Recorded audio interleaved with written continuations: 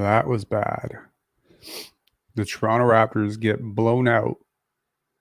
They lost every single quarter by a lot.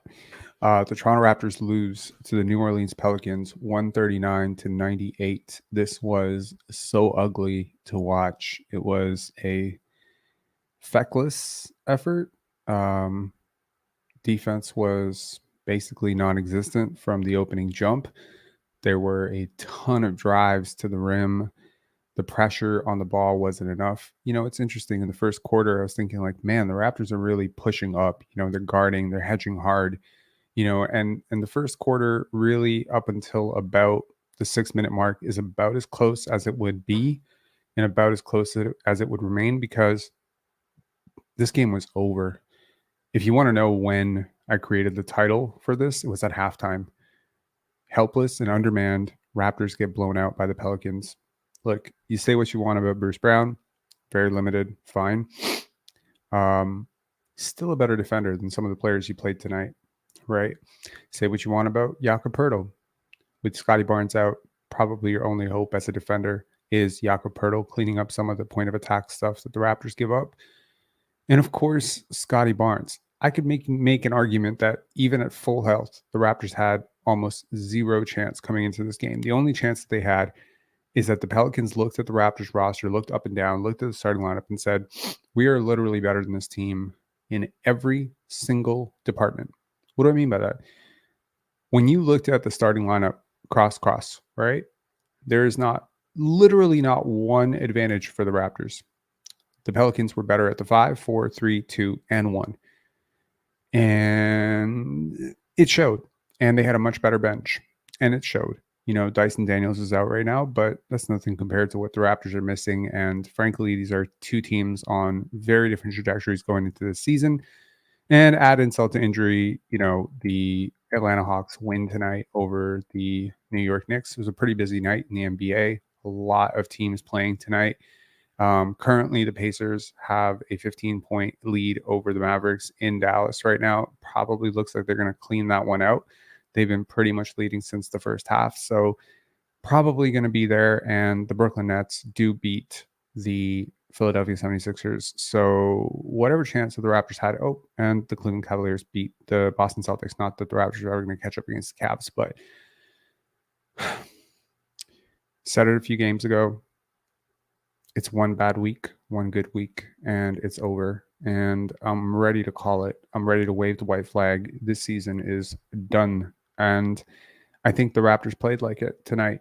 There were some positives, there were some negatives. Let's talk about it. This is a call-in show. Definitely call in if you would like. There's not going to be a panic, like, oh my God, I didn't know this guy was that bad. No, we knew a lot of these guys were just this bad. And it certainly doesn't help that the team that is way better than you and way healthier than you also had much, much better shooting luck than you, and you couldn't buy a basket. So all of those things kind of compound into a pretty big matzo ball for the Toronto Raptors. In terms of the Pelicans, they got a really balanced attack, but no one was more impactful than plus 44 off the bench, Trey Murphy III. Honestly, one of my favorite players for a lot of reasons. Just one of my favorite 3-and-D players. Super young guy from Scottie's draft. Just really incredible player. To have that luxury of that guy coming off your bench when you could make a very solid case that if he were on the Raptors tonight, he would have been their best player, is just, it's a testament to just how wide the gap is between these two teams. 34 points and 10 for 14 ties a career high in terms of made threes for Trey Murphy. Just really solid defensively, offensively, spacing, stretching the court. And yeah, he's a really good player. For the starters, they didn't get a hell of a lot from Jonas Valanciunas, who ends up starting the second half on the bench, and CJ McCollum. But JV did give us his 2 threes, and he was a brute inside, and he attracted a double team pretty much on the catch. The Raptors scrambled, and I think overall they did a pretty good job. Like, if you're going to tell me that he played 20 minutes and he had 10 and 10, that's a pretty soft night for JV. So I think they did a pretty good job of that. But it's just the number of places that the Pelicans could go to create a double team is just staggering. I don't think necessarily the Raptors had the greatest defensive game plan against the Pelicans tonight. It's just watching these two teams was just an embarrassment of riches, just to see what the Pelicans can do when Zion, when Brandon Ingram, when CJ McCollum are all healthy, to be able to have guys like Herb Jones and Trey Murphy III. And again, to all of us who are very big Jordan Hawkins fans, he didn't get it until garbage time, and he's probably going to be a part of their rotation next year. Dyson Daniels, he doesn't play. He's going to definitely be a big part of their rotation next year. Najee Marshall, he does play. The too small celebration on Grady Dick, I could do without that personally. You're 6'5.5". Grady's 6'8". Like, chill on the too big. Like, come on, man. And Grady played him well. Like, it wasn't like he played I don't know. That was a tough night for Grady Dick. What else? Again, the Pelicans didn't play a single starter over 26 minutes, right? Zion is leading the starters in minutes. He was 7 for 11. He looked really explosive, catching that dunk from the Jose Alvarado, almost full court or 50-foot lob pass. I mean, just his explosiveness. I'm starting to see a little bit of it coming back. Like if you watch Zion over the last 4 or 5 years, he's a very, very special athlete. This year, he hasn't looked super special. And tonight, I saw a little bit of that burst and handle and stuff that's, and a lot of people have been criticizing him because on the season, he's averaging 5.5 rebounds. Well, tonight he had 8 in 26 minutes. So, yeah, he had a near triple-double. He was 2 rebounds and 1 assist away from triple-double. Tacked on 2 blocks and 1 steal as well. Led the starters with plus 28 in terms of plus minus. And yeah, they got positive contributions all across the board. Jose Alvarado, he was pretty tough, just in terms of setting the pace for the second unit. And yeah, for the Toronto Raptors, it's never a good sign when I start out with the other team. It's almost like I'm trying to avoid talking about the Raptors. The Raptors get a pretty balanced attack. They have 5 players in double digits. Emmanuel Quickley, 17 points. RJ Barrett, 15 points on 14 shots. Got a lot of his late. Gary Trent Jr. started out super duper hot. Like, he was like 3 for 3 from 3, and then he went 1 for 7 the rest of the way. So, yeah. I have a lot of issues with how Gary played tonight, to be honest with you. Kelly Olynyk, I thought he was very disruptive. His hands were very disruptive. 2 steals, 2 blocks. 15 points, 7 assists, 6 rebounds. He like filled up the box score. But really, if Kelly Olynyk is guarding the paint for you, you're probably going to be in trouble. And it showed for the Raptors, right? The Pelicans just pushed, past RJ Barrett or Emmanuel Quickley or whoever the hell was guarding anybody. And it was just zero resistance at the rim, right? Kelly is a low-shouldered, low wingspan, non-really shot blocker. He's a really effective defender, team defender. And I think at this stage of his career, he's definitely much better as a second unit big. So having him step up and then having Jonte Porter step up into, and again, Jonte had, a 3 and some positive minutes and some good passes and whatever, but you're asking guys to play level up with players around them that are also being asked to play level up. This is going to be tough. I thought RJ Barrett was really not great tonight. The 3-to-1 turnover ratio, turnovers to assists, not great. We were seeing some very effective passing from him earlier in the season. They're having games where his playmaking has really stood out as wow. Goes 0 for 2 from 3 tonight.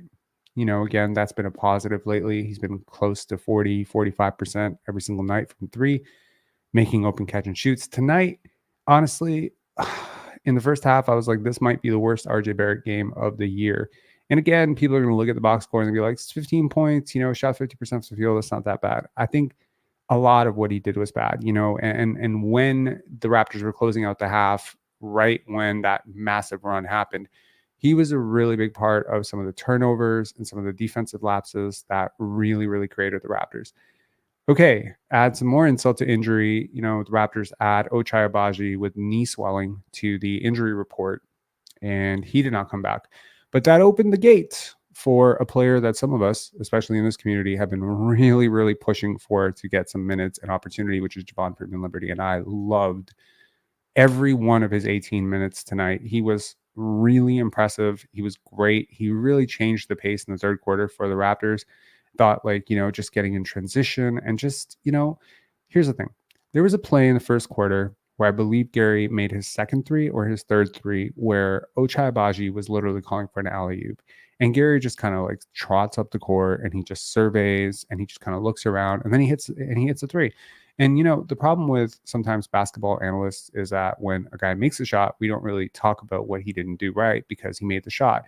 But I'll tell you, 9 times out of 10, the right play was to pass to Ochai Agbagi and or whoever the hell else was streaking down the court. Like, to take a contested three over giving your teammate an open layup is the epitome of Gary Trent Jr., Chris Boucher, and a lot of other players on this team that just do not read the court well enough. And yeah, the process was not great tonight for the Raptors, but Javon Freeman-Liberty, he does have like sufficient basketball IQ.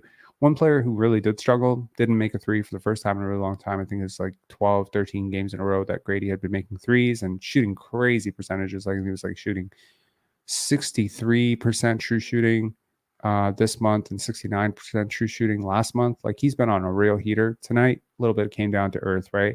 His one make was so impressive, though.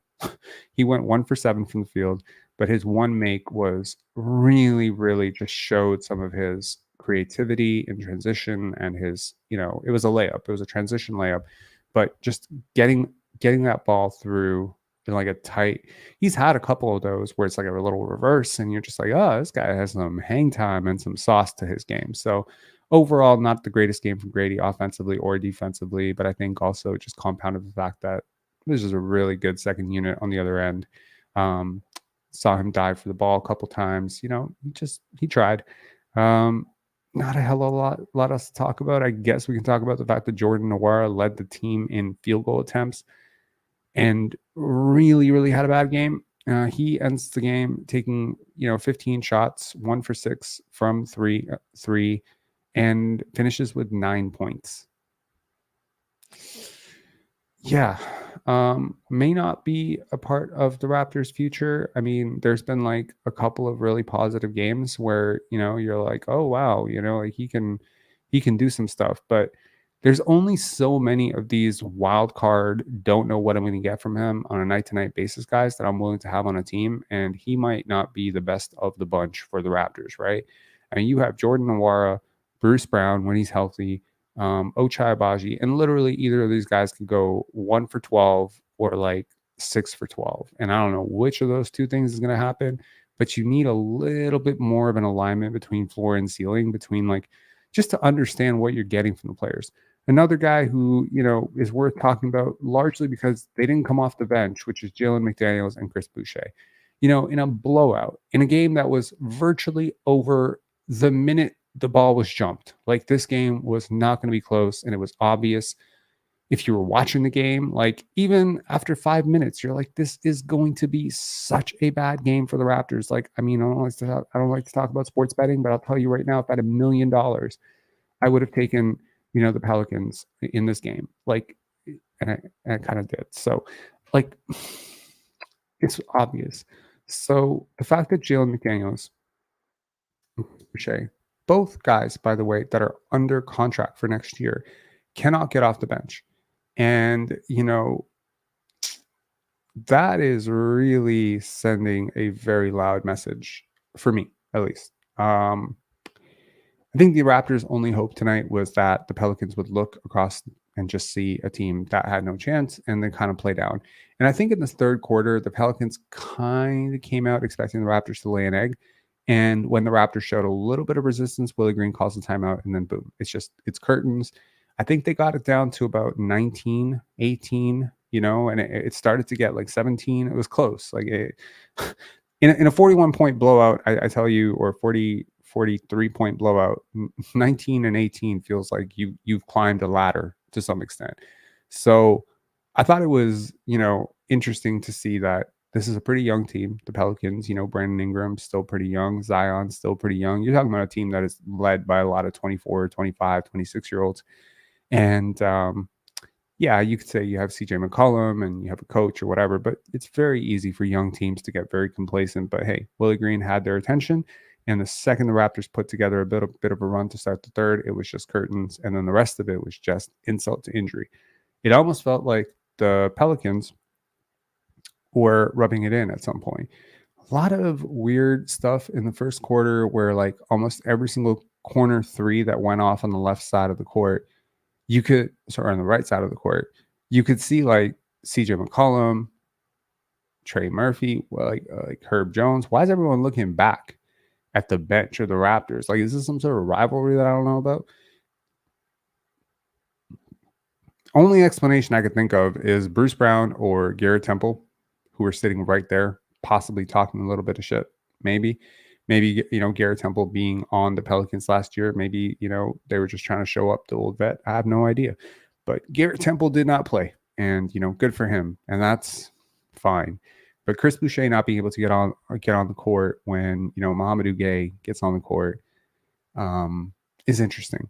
The Raptors do play, RJ Barrett and Emmanuel Quickly 30 plus minutes in a game that was effectively a blowout. What did you see from them? I think you saw from them that they're not top 50 players. And look, it's very easy to lose a game by this much when you're this outmatched. Put it simply, the Pelicans had 3 places they can go to in their starting lineup that forced an immediate collapse or a complete blow by. Brandon Ingram is unguardable. If you don't have Scotty Barnes and Jakob Poeltl in there to clog it up and muck it up for him, he's pretty much unguardable. He's like a 6'10", shot making, like he draws a lot of attention. Then, you have Zion, and RJ Barrett is just way too close to him. Like, he is just hugging him off the line, and it's just like, dude, he is not trying to shoot threes right now. Like, why are we trying to run this guy off the line? Why are you clinging to him this much?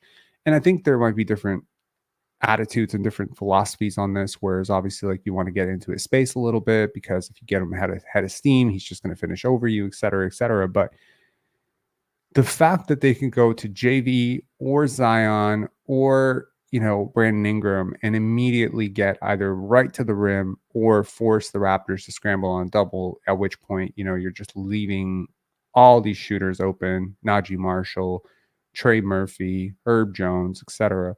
And then on the other end, you can't do shit against their defense, because they're a really good defensive team and they're a really good road defensive team. So I don't know, man. It's just, you're just so outmatched. It's a terrible matchup for the Raptors.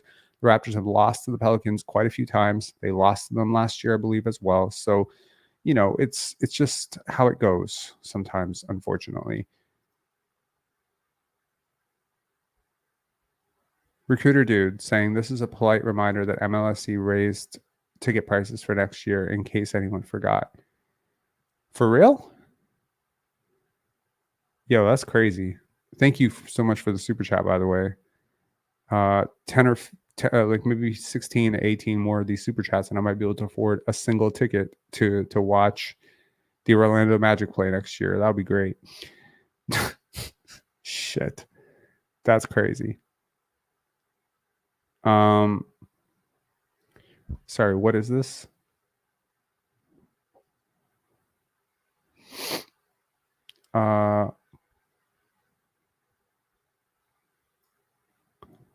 Shua, by comparison, Pelicans broadcast flash their ticket prices for next year. Full season tickets start at $115 per month. Who the hell is selling ticket prices at? Who's selling tickets at per month? That's really interesting. Might have to move to New Orleans. Nah, not doing it. Just a heads up for anybody who lives in Toronto. I know we have a pretty global audience, and a lot of you are tuning in from across the world and across Canada, and sometimes the United States, etc. But I will tell you that, I've looked into the economics of this. Toronto is one of the most expensive cities in North America right now. It's really up there. And with inflation, even more so. So, yeah, it's pretty freaking pricey. If you haven't paid your rent in a while, it's pretty insane. So, yeah, the Raptors are, operating in that city, obviously, and they're gonna operate within the economy of that city. And yeah, you can make a case that MLSC has been unusually price grubby. Historically, they always have been, but more so since the Raptors won the championship, and maybe that's been some of their reluctance to tear this whole thing down. But hey, they're trending very dangerously close towards, people just not buying tickets. And I'm not here to say one or the other. Obviously support the team. I like the Toronto Raptors, but I also support common economic sense. And I do believe to some extent that this product is not worth what you are paying for to watch it. So, you know, yeah. Like, I mean, I get it. Like, what am I saying? Don't go? Am I saying, don't follow the team? No, I'm not saying don't follow the team. I'm just saying,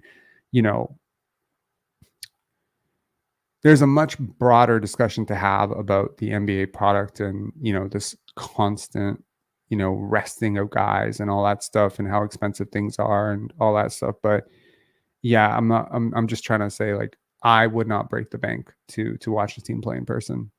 And, I'm a pretty big Raptor fan. All right, let's bring on Coach Mo. Coach Mo, what up? I'm all right. I didn't ask. I'm kidding. It's how we used to complain about roster construction earlier in the year or even last year? Yeah.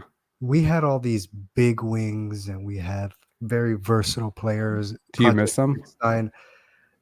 The only guy left of that mold is Scottie. Noir does not fit the bill. RJ does not fit the bill. Agbagi does not fit that bill. Like, they're not. They can't play the four.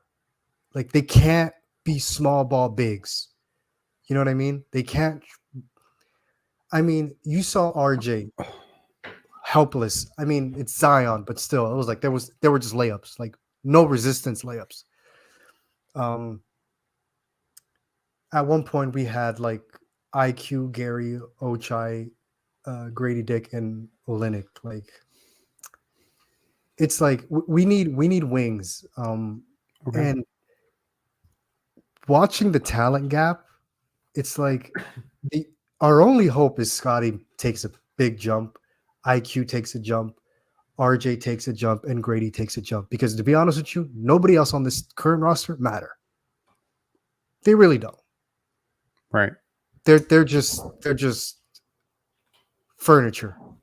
Yeah, you just rearrange and try to make a room look good, but they don't matter.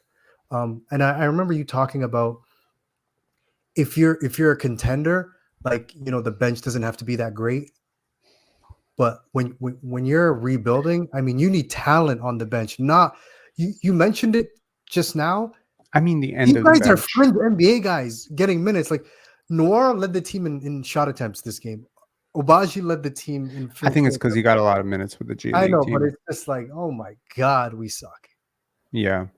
By the way, if the Raptors want any indication of where fan interest is right now, their current like live show with Alvin Williams, former NBA player Alvin Williams, Paul Jones, and Sherman Hamilton, and Randy eating their. I wonder if 71 people watching is going to be enough of an indication that they need to step their game up on that. But I do want to say, like, they are recording like a professional post-game show that is being watched by 71 people right now. What does that tell you about viewership right now for the Toronto Raptors? That 71 people are tuning into your post-game. Like, that is crazy. Like, people have just mentally, they're gone. They're done. Scotty was the only thing. The Scotty and the kids. That was it. That was the only reason to watch. So go figure. We have 180 people in the Scotty Barnes fan club still watching this team. All right. We'll still appreciate it.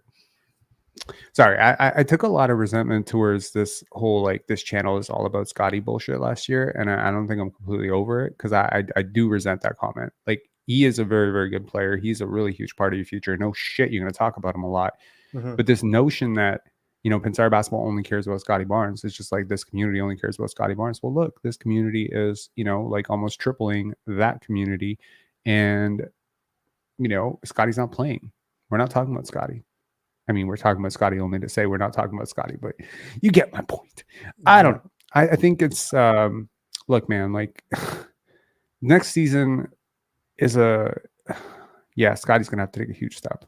Oh, no. The 4 players I named, they all have to make a jump for us to even have a chance. The bar to even get into the play-in, look at the talent on these teams that are fighting for the play-in. It's insane. Like, what Bobby and Masai did on We the North, the amount of talent it took to make the playoffs, just like 5 years ago, is not even close to enough now. It's insane. Like, look at the talent on the Hawks. How much good players are on the team? Just, it's crazy. The West 10th seed. It's like the I think the Warriors are 9th or something. It's Well, crazy. luckily, the Toronto Raptors don't play in Vancouver, so yeah. I mean, I think it's clear to me when I look at the Western Conference, OKC, just in terms of like teams that are going to be really freaking good next year. OKC, you could easily make a case for Dallas right now. I mean, they've really turned a corner tonight, notwithstanding. Like they've been really good, and Luka and Kyrie, they're still going to be very much in their primes next year. So, Derek Lively, a year older, Daniel Gafford, PJ Washington, they've gotten a lot of young pieces around Luka now that make a lot of sense for him. Mm-hmm. So that's just a few teams. Denver, not going anywhere, right? Utah, I mean, Utah could get a lot better. They have a boatload of assets and, smart management. I mean, we haven't even talked about the Clippers. We're not even talking about Sacramento. We're not talking about Golden State. Like, Minnesota. I mean, Minnesota. Oh my God. Anthony Edwards, Karl-Anthony Towns in their prime, with Rudy Gobert suddenly resurgent, right? Like, so it is an extremely daunting. And then, of course, there is, the big 7'5" French equation in San Antonio. Phoenix. And I mean, if they ever put anything around him, like I pretty much watched that guy beat the Toronto Raptors and the Indiana Pacers pretty much by himself. And he's 20. I mean, with his hard work, if his pull-up jumper ever gets going, and if they put halfway competent players around him, that's a 44-win team. Then you talk about, teams that are not being talked about right now, which is like the Houston Rockets, right? Jabari Smith Jr., potentially some cap space again. They could flip some guys. You have Alperen Sengun, you have Jalen Green, you have Amen Thompson, you have Cam Whitmore.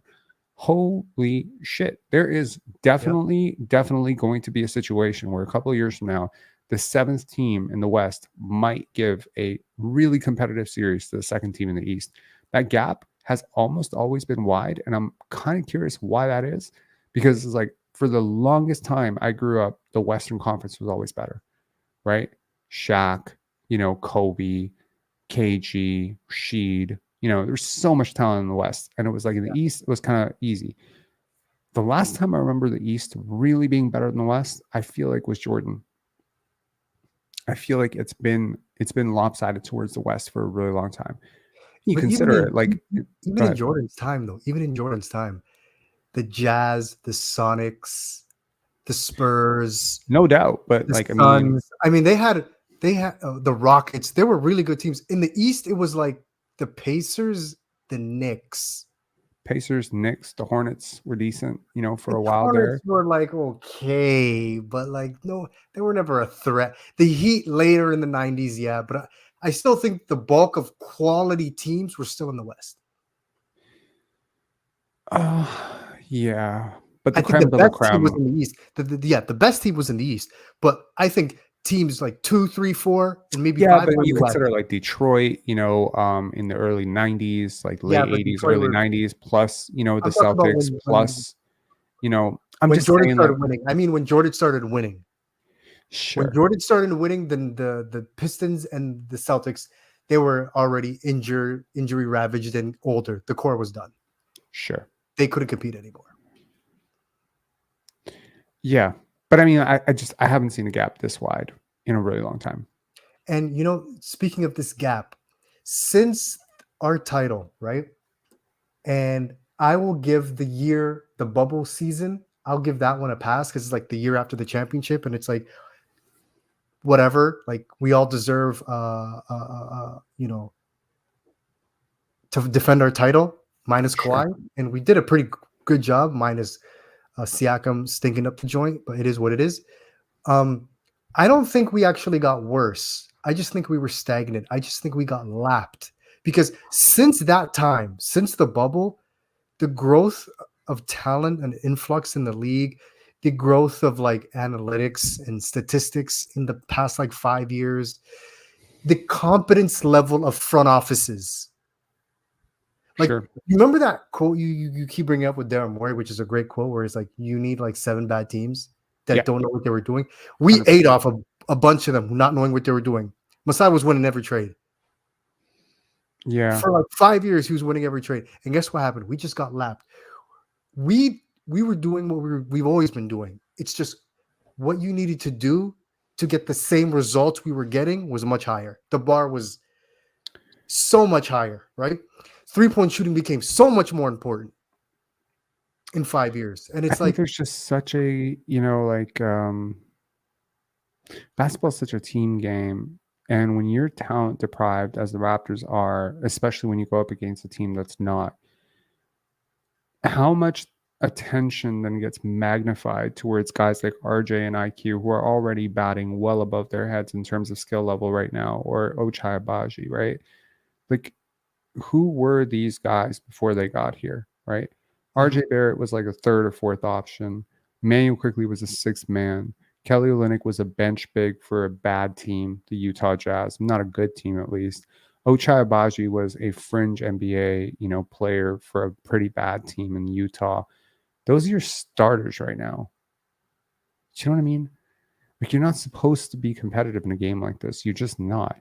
And I mean, like, I was listening to Bill Simmons and Ryan Russillo talking, and they were talking about Scotty Barnes, and they were just like, what are the Raptors doing? This guy is not it. Like, he's not a first option. And I get why people say that.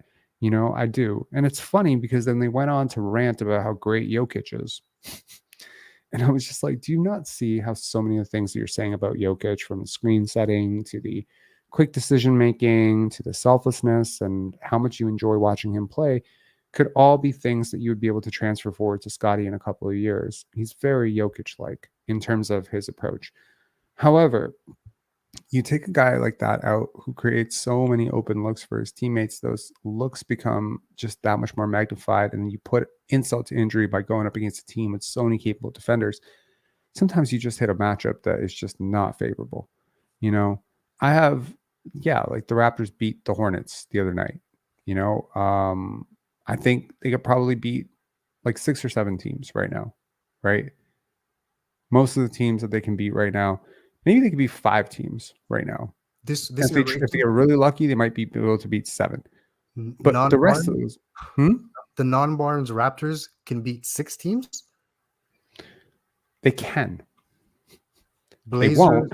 Blazers, Hornets, Wizards, Pistons. That's 4. Yeah, and I mean, like, I think you could beat the Memphis Grizzlies, even though you technically lost to the Memphis Grizzlies. That's 5. And then Spurs, which I don't think we can right now. Yeah, Spurs, it's hit or miss. Yeah, like 5, you might be able to beat like some other team out there too. Like, maybe you could beat, I don't know. It's interesting because, like, you look at a guy like, consider like a guy like Mikal Bridges, right? Do you remember Mikal Bridges last year when he got traded to the Nets and how like he was going crazy and was putting up 30 points every other night, and people were talking about how like this guy's a superstar and he's going to be like one of the top 25 players in the league next year. And then this year, everything's just gone. It's just all dipped. It's not as efficient. He's not getting to the rim the same way. He's not shooting the same way. He's not taking as many shots. It's just not working, And so, like, you take a look at all the best teams in the league. They all have like, a guy.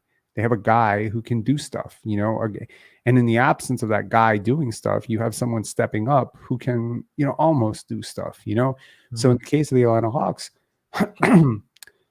DeJounte Murray, would DeJounte Murray be the best player on the Raptors right now? Yeah, he would. Of course he would. Yeah, he would. What I mean?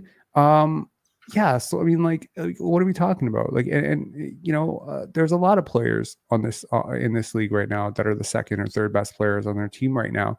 That would be the best player on the Raptors right now, very easily. Yeah. Shit. Like, yeah.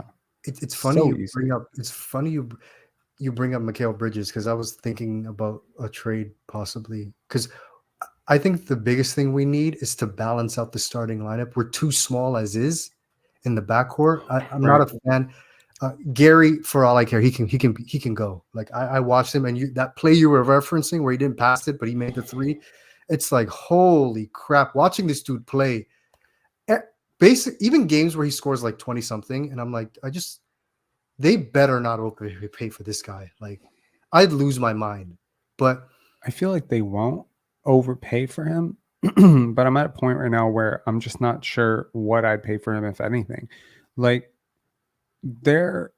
okay, so I like Gary a lot, and I keep having to preface that as a professional, as a dude, as a teammate, whatever, all that stuff. Like, I just love his chemistry with Scottie, and like I like even some of his skill sets and how they mirror off of Scottie and IQ and RJ. Like there's definitely some synergy there. He's just not a starter in the NBA. He's not. I think I'm just very clear on that. Like the talent level from when he was last an effective starter in the NBA, which is probably like the bubble, to now, it's like I can't think of 5 players in the NBA who regularly start who are worse than him. And most of those players who would be worse than him are way younger and have way higher potential and are probably starting just because they're high lottery picks. So it's just like, I don't know, like how many guys picked in last year's draft are better than him right now? Like a lot. Yeah. A lot. Cason Wallace is better than him right now. Derek Lively is better than him right now. The Hornets picked this year. The Hornets picked this year. Yeah. He's better. Brandon Miller? Yeah, he's better. Oh, he's way better. So that's my point. Like we're talking about like 15, 16, 17 guys coming into the league being better than you on day one. Brandon Pajimski's better. Jaime Hawkins is better. Trace Jackson Davis is better right now. And that's saying a lot. That was a second round pick. You know what I mean?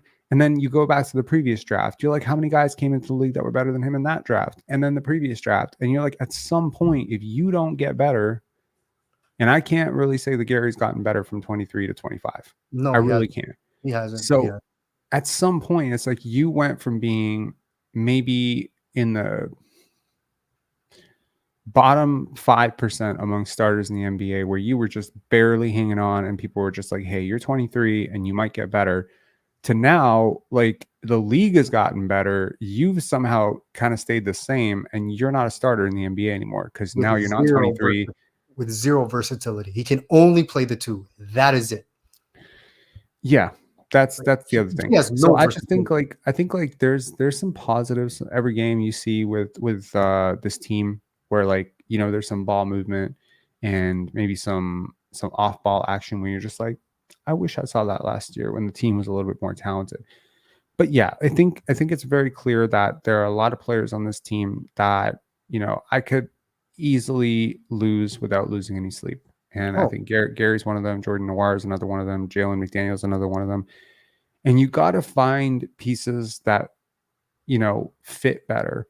But it's just like at some point we can beat the depth drum like to death. We need need someone really good. Yeah, we need a guy.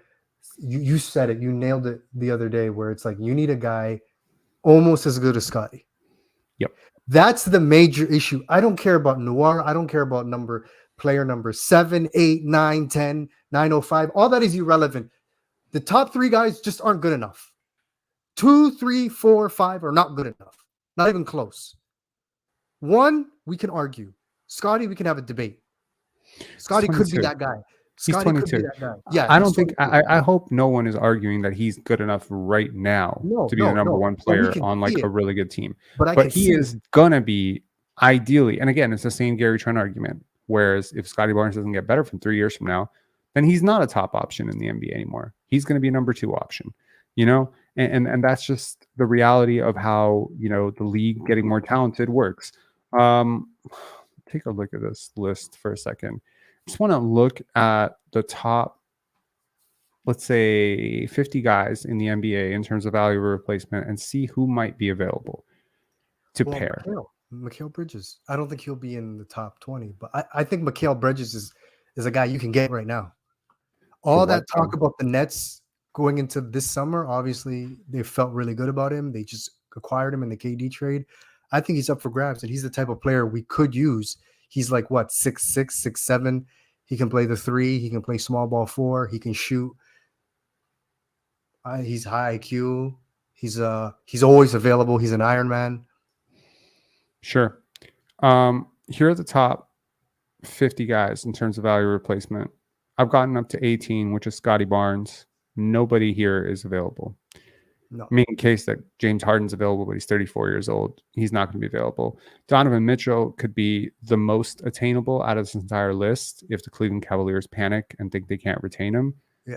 But other than Donovan Mitchell and, LeBron James going to some team because they draft Bronny James, no one here is even remotely gettable.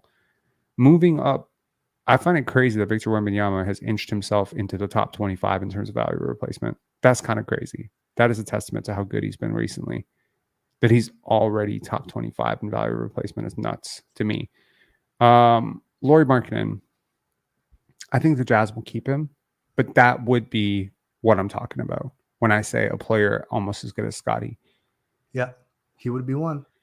Kristaps Porzingis was available when the Wizards were dangling him around to anyone who would take him. Yeah. Fred VanVleet, don't want him. Probably not on the right timeline. Mike Conley, too old. Trae Young might be available. Don't want him, but he might be available. Pascal Siakam, not happening. Been there, done that. So now it's like we're looking at Colin Sexton. You know, like is that the type of guy you have to bring in? And it's just like he's not good enough. Look at Isaiah Hartenstein. Look at Isaiah Hartenstein. Yeah, he's up there. And notice there has not been another Raptor anywhere that is currently on this team in the top. We have to go all the way to 61 to find another Raptor, which is Kelly Olynyk. You know, and that's crazy to me. And most of that damage might have been on the other team. It was, because he's been significantly worse for the Raptors. Yep. So, like, these guys are not really available. Like, now, if I sort in terms of boxes minus, maybe I find someone. And while you do that, it's like we have this idea that this team is young, which they are relative to what we were going into this season or last season, right? But Scottie's going into year 4 next year. RJ, believe it or not, is going into year 6. IQ is going into year 5. IQ is going into year 5, right? Agbagi's 24 next month. He's going into year 3. Like, the only real young guy besides who we draft is Grady Dick. The rest guys are becoming veteran-ish type players. Like, these aren't babies anymore.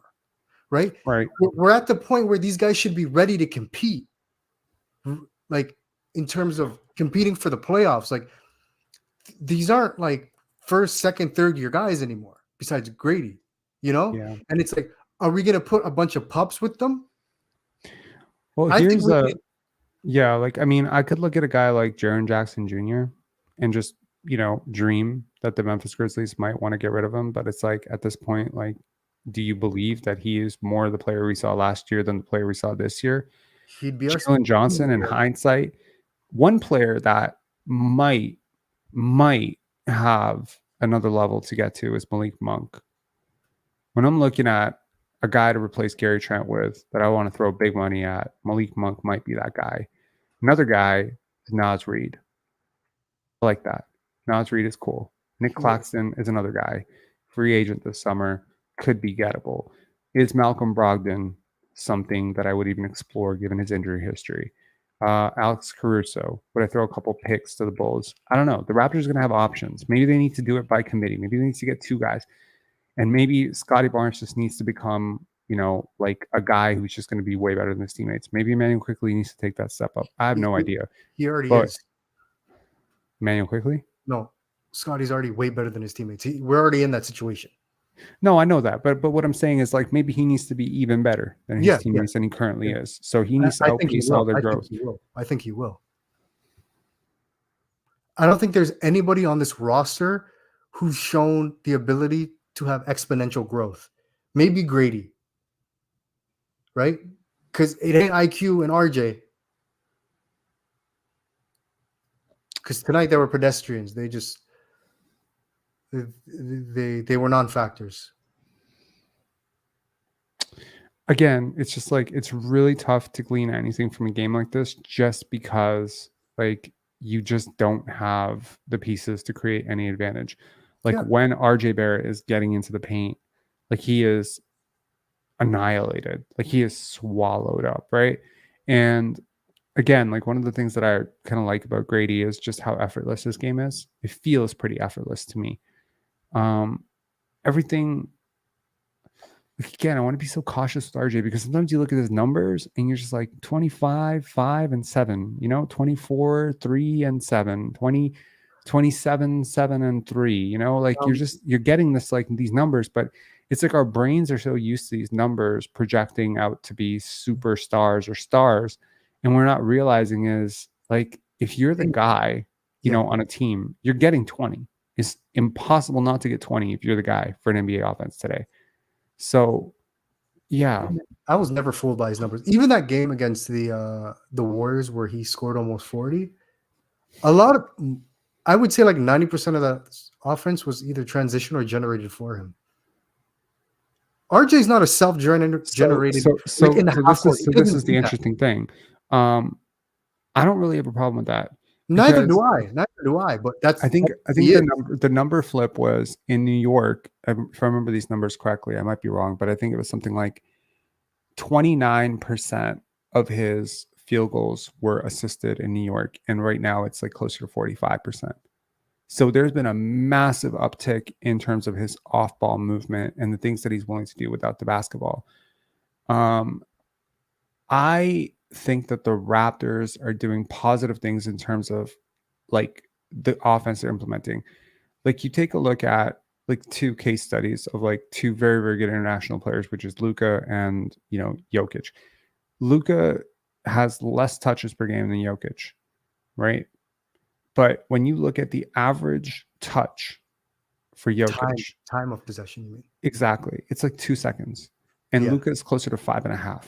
Yeah. And that's the difference. Luka is getting a lot of his touches unassisted. A lot of his points are unassisted because he's doing a lot of self-generation, a lot of the Helio stuff.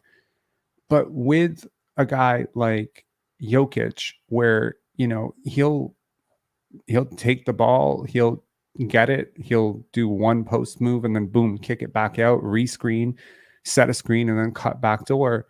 Like this is the way you want to play. And if you look at the teams that have been winning for the last 10 years, they have very little in common with the teams that were winning the 10 years before that, right? Like the teams that were winning the 10 years before that usually had like a really good isolation scorer, like a Paul Pierce or Kobe Bryant or LeBron James or whatever. But more often than not, the teams that have been winning over the last 10 years have been like consistently movement offenses and like very switchable teams with like very versatile defensive identities, like the Golden State Warriors, the Toronto Raptors, even the Milwaukee Bucks when they won, right? Like you got guys like that can switch up 3-4 positions. You have a lot of motion. You have a lot of open shots, being generated off of that movement. And, last year with the Nuggets, right? Like the Nuggets won with 3 guys who I don't think are good defenders in Jamal Murray, Michael Porter Jr., and Nikola Jokic. I was told that was not possible, but they won through really efficient offense. So I think like the next wave of analytics is understanding the relationship between offense and defense when it comes to, analytics, because we like to isolate everything. We say, this guy's a bad defender. It's like, but if he's like a really good offensive player, like one team that I'm looking at right now is the Dallas Mavericks. Sneaky, feel like they have a chance at a title. I don't think anyone's talking about them to win a title, but I wouldn't count them out. And it's just because they have all of those things that, to me, I'm looking for. They have great passers. They have 2 very dynamic players that draw instant double teams. They have great isolation scoring. And they have this like very interesting, versatile defensive piece now in PJ Washington, not to mention Daniel Gafford coming off the bench. I think there's just like a chance, I don't think they have a chance against Denver. I don't. I think they do. Daniel Gafford or Derek Lively is going to guard he will just... Nobody's going to guard Jokic. I think it's more like, what can you do with the rest of the team? I mean, I think the Nuggets are just better. Who's guarding Luka? Who's guarding Kyrie? Like, let's flip the equation for a second. Like, who's guarding those guys? In terms of KCP, I think KCP on Kyrie and Aaron Gordon on Luka is a better matchup than anything they can throw at Jokic. I think Jokic it's a walk in the park for him. Walk in the park. Fair. It's not even there will be zero resistance. Like no resistance. Whereas we all know Aaron Gordon is resistance. We know that. That dude's a stud defensively. High IQ. That dude, he's resistance. Now, will he stop him? No, but he's resistance. Bet money Luka puts 50 on Aaron Gordon. Well, you can bet whatever you want. All I know is KD and Devin Booker did not. KD did not want to see him last year. Did not want to see him. LeBron did not want to see Aaron Gordon. Aaron Gordon was a problem. Jimmy Butler said, "Get this guy off me. Switch now. Get this guy off me." Aaron Gordon's archetype, his physical build, his athletic build, yeah, he's resistance, buddy. Sorry, you're not talking me out of that. He's a physical specimen. He's a physical specimen. Guys built like him, they're resistance. I feel like Luka's stronger than him, and I think that's what these other guys don't really have in common.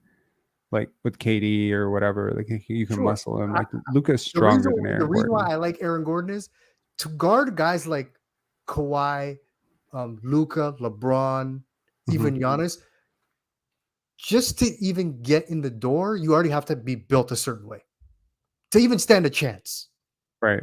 You can't put a guy like KCP on them. He's too light. It's hopeless. Doesn't matter how skilled you are, how fundamentally sound you are. It's just physics. You don't have a shot in hell.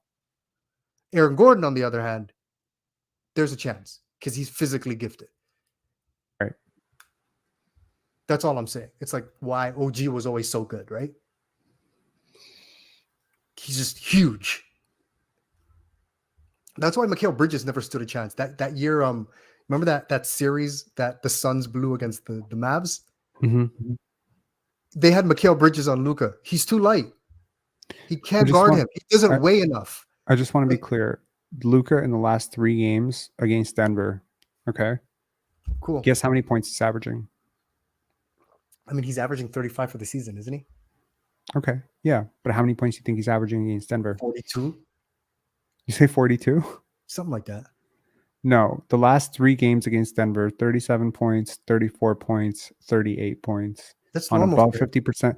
Okay, but on above 50% shooting and above 44% from 3, and again, bro, they're not touching him. Yeah, and he's not even taking crazy number of shots. He's averaging like 23 shots a game against his team, and he's putting up like 36. It's not about stopping him, but Aaron Gordon will make him work harder for those points than he would have to work if he played, let's say, like the Lakers. He'd have to work harder. Bro, if a guy is shooting 50, 40, 90 and dropping like the games, you'd have to watch the games. Right? I mean, for an example, the Raptors series against the Sixers when the championship team, the Kawhi scored on it. Kawhi could score on everybody, but when Ben Simmons was guarding him, yeah, those buckets were harder, and we all know it. We all know it took a little bit more to score on Ben Simmons because of his physical build. He could score on Jimmy Butler way easier and Tobias Harris way easier than he could score on Ben Simmons. Now he was scoring on Ben Simmons. Was a much better defender than Aaron Gordon. I'm just saying physical archetypes matter. It starts with physics first. You need arms long enough. You need strength. You need size. Then you go from there. I remember they put Jimmy Butler on him game 1. They said, yeah, scrap that. Fair enough. I don't know. I think I don't know. I think they're like. Do you think the OKC Thunder have any shot in hell of getting out of the second round? You know what's so interesting about the West? Like the play-in. I mean, if you're Minnesota and OKC, you got to be like, holy shit. I mean, depending on who makes the play-in, like they're going to play a team with playoff experience, like especially OKC. It's crazy. Do I think so? Yeah. Now I'm not a true believer of Minnesota or OKC, but between the two, I actually believe OKC more than I do have faith in Minnesota. Really? I have no faith in Karl Anthony Towns. That dude, he just finds a way to do dumb shit every year. But like foul trouble, bad plays, bad defense. You know what I mean? Like we know the it's not even like a bad narrative, like it's factual. Right. Rudy Gobert can be played off the court. I don't necessarily know if he can be played off the court, but I do think like I don't know. I'm having a really hard time betting against Minnesota, but I do think that your guard play, it's not the greatest. After Edwards, Conley and Edwards is a really competent backcourt, man. Yeah, but Conley's like 100. I'm pretty sure he's younger than me, so I'm just gonna like leave it at that. Like, He might be younger than you. I don't know. Not younger than me, 100%. He's not. Mike Conley's like what, 34, 35? Yo, he's been in the league a while. He's 36.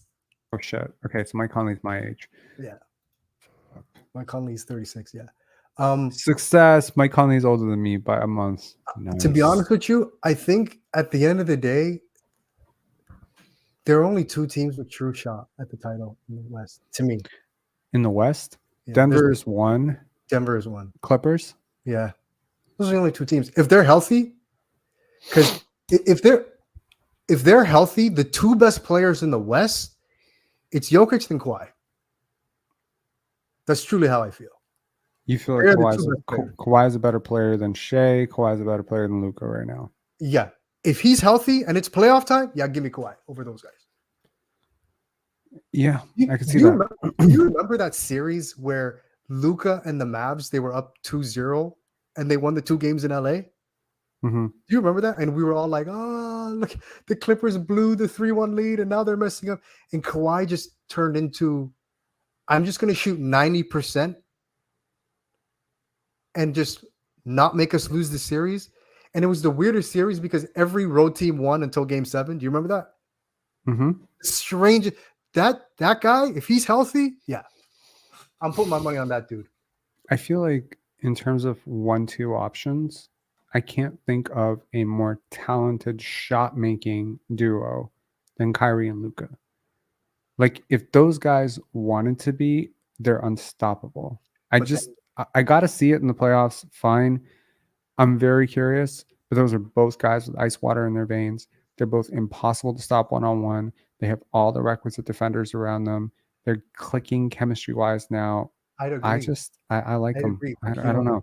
I am very much looking forward to the playoffs because I want to. The West is going to be beautiful. The West is going to be beautiful. But the difference with the Clippers is, and I've been watching some of their games, James Harden gets Kawhi and Paul George shots easier than they've ever had. Sure. They're not working nearly as hard. And I guarantee you, Kawhi and Luka are going to have to work harder because they don't have someone like James Harden setting them up. Right. And I think that's one of the reasons why I think Kawhi and PG are healthier. They're just not working as hard. They get set up so much that the workload they have to do on a game-to-game basis has been lifted. Right. But yeah, I think we need to consolidate the pick. If let's say we keep our pick and it's like 4th, do you trade that to get a much better second best player? Like that pick and the Indiana 2026 pick. Like, do we do some consolidation? Because like I said, define the player coming back. Mikal Bridges. Because I know no way in hell. No? There's no way in hell I'm trading the 4th pick and a future first for Mikal Bridges. You don't think he's worth it? No, I don't. Do you think he was worth it last summer? The 4th pick? Dude, no. Even in the draft this week, the potential of hitting on one of those 4th picks as a 20-year-old kid on a rookie salary is just so immense that, okay. So we like, I mean, maybe it makes sense, but again, you got to also look at it like you're not trading him for Shaedon Sharp, which is like another guy who's super young on a rookie contract, where you're just like, okay, let's advance the timeline a little bit. Let's get someone who's a little bit more ready to help Scottie or something. You're not trading for, you're not trading for Franz Wagner, like you're trading for, like, you know what I mean? Like you're trading for a guy, Mikal Bridges, who's almost 28 years old. Yeah.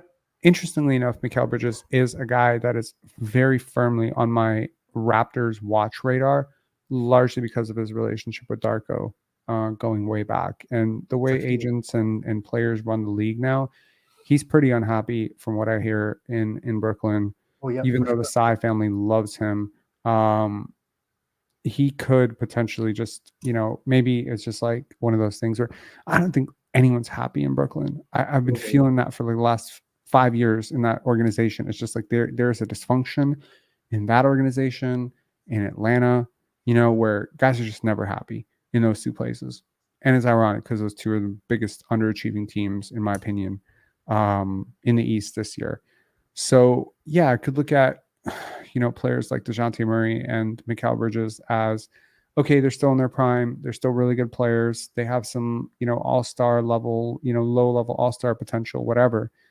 But it's just like, we need better than that. We need players better than that in our current state. I think you need a player younger than that with higher upside. Yeah. I think you need like if you're not trading, like, do you think Mikal Bridges is better than Jaylen Brown? No, I don't. Individually, no. Right. And that's the thing. I think there's a really good case to be made that JB is like the fourth best player on the Celtics. So what are we talking about? Yeah, in terms of impact wise, yeah. 100%. Like I think in terms of if like he and Drew, I mean, you can make a case he's the fifth best player on the Celtics, but that might be wild. But like, he's not better than KP and he's not better than Jason Tatum right now. And I think a lot of people can make a case that Derek White's been better this year. Well, so the question is, who would they miss most if he was not in the lineup? Jason Tatum and then Derek White. And then Chris KP might be number 5. Like, he might be 5th in the starting lineup. Like, who they would miss. And he makes $50 million a year. Yeah. So it's like, I don't know. I just don't want to be in a situation like the Indiana Pacers to some extent, where your second guy is just like, going to be paid a ton of money. And he's not really competing with the other second guys in the league because, as much as the way the second apron is set up, like, you're not going to have like teams getting 3 max guys anymore without having to pay a hefty price for it. It's 2 guys. I think what that's going to do is it's going to make duos all that much more important in the NBA, which is great, actually. You're right. But also it number one is completely going to like eradicate this big 3 era. The only big 3 in the NBA is going to be like if you drafted them, right? Because you're not going to be able to sign them because you're going to have 2 max guys on super. Well, one's going to be on super max. It's going to be really hard to sign that third guy, like the way the Heat did, or the way. Yeah, exactly. The Suns are a great example. So I look at a team like, I don't know, like I look at a team like the Toronto Raptors, and it's like if you pay a guy who's maybe as good as a 4th guy as a second guy, now you can't get a real second guy. Now you have to compete against all these other teams that have these super dynamic duos. And by the way, there's going to be a team out there that's going to have a dynamic trio, which is going to be the OKC Thunder, right? They're going to have, J-Dub and they're going to have Shea and they're going to have Chet. And that's going to be a dynamic trio to deal with for the next 4 or 5 years. And they're probably going to be able to keep those guys because the rest of the roster is super cheap. So I'm just saying, like, if the point is championships, you got to address the big elephant in the room. The big elephant in the room is your second guy isn't good enough or young enough. And, you in a weird way, you need to get Pascal Siakam back, but like a younger, better version of that somehow. But in both trades that you made, you gave up the best player for pieces. Yeah. Right. Which is interesting. Because one could argue you weren't talented enough to begin with, and now you've basically obviously Pascal Siakam is better than any of those picks, and better than Bruce Brown, and better than Nwora. So you did a consolidation piece where you basically gave the best player in the trade. It's the same thing with the Knicks deal, right? OG Anunoby is better than right now. At least he's better than IQ. He's better than RJ, whatever. So you once again did the same thing where you're kind of taking talent off the top of your roster and redistributing it across your roster, which is great. But at some point, some of that talent that you redistributed at the bottom is going to have to rise up to the top and at least get somewhere close to the talent that you shipped out, or you're going to be able to use all those picks and all that flexibility to get someone who's on that level. And now bonus, you still have all this extra, depth and talent. But yeah, I'm a little bit worried that like basically every piece that we got for Pascal Siakam is going to be gone very soon because I don't know if Nwora is coming back. I don't know if Bruce Brown's coming back. And I don't even care. They're irrelevant. They don't matter. But it's like they are relevant because at some point, like Bruce Brown definitely had some value. And it's just like, to me, it's just like it's gone. Another situation where, like, I mean, even like when you consider, like, just consider this, the mid-level exception, the biannual exception, Pascal Siakam. You've turned that into Jalen McDaniels, who doesn't play for you, Dennis Schroeder, who you gave away for nothing. Actually, you didn't give away nothing. You actually ate money to give him up because you ate the contract of this guy you took back for him and waived him. So you basically ate $20 million just to, get rid of Dennis. But at the same time that you signed Dennis, was there not a player that maybe fit into your long-term vision? I know. That could have been available for the mid-level exception? Like, is the mid-level exception market that bad? Or did the Raptors shoot themselves in the foot because they were waiting so long for Fred VanVleet that everyone, just left? But it's like, I am very curious to see all the players that sign mid-level exception deals and or below to see what the Raptors really had. But they were still in the aiming at two places at once, because you still had Yak, you still had Siakam, you still had OG, right? So the only real young guy you had was Scotty and then Grady. That was it. So you were still in no man's land to start the year. Like, a direction wasn't picked because moves weren't made yet. Right.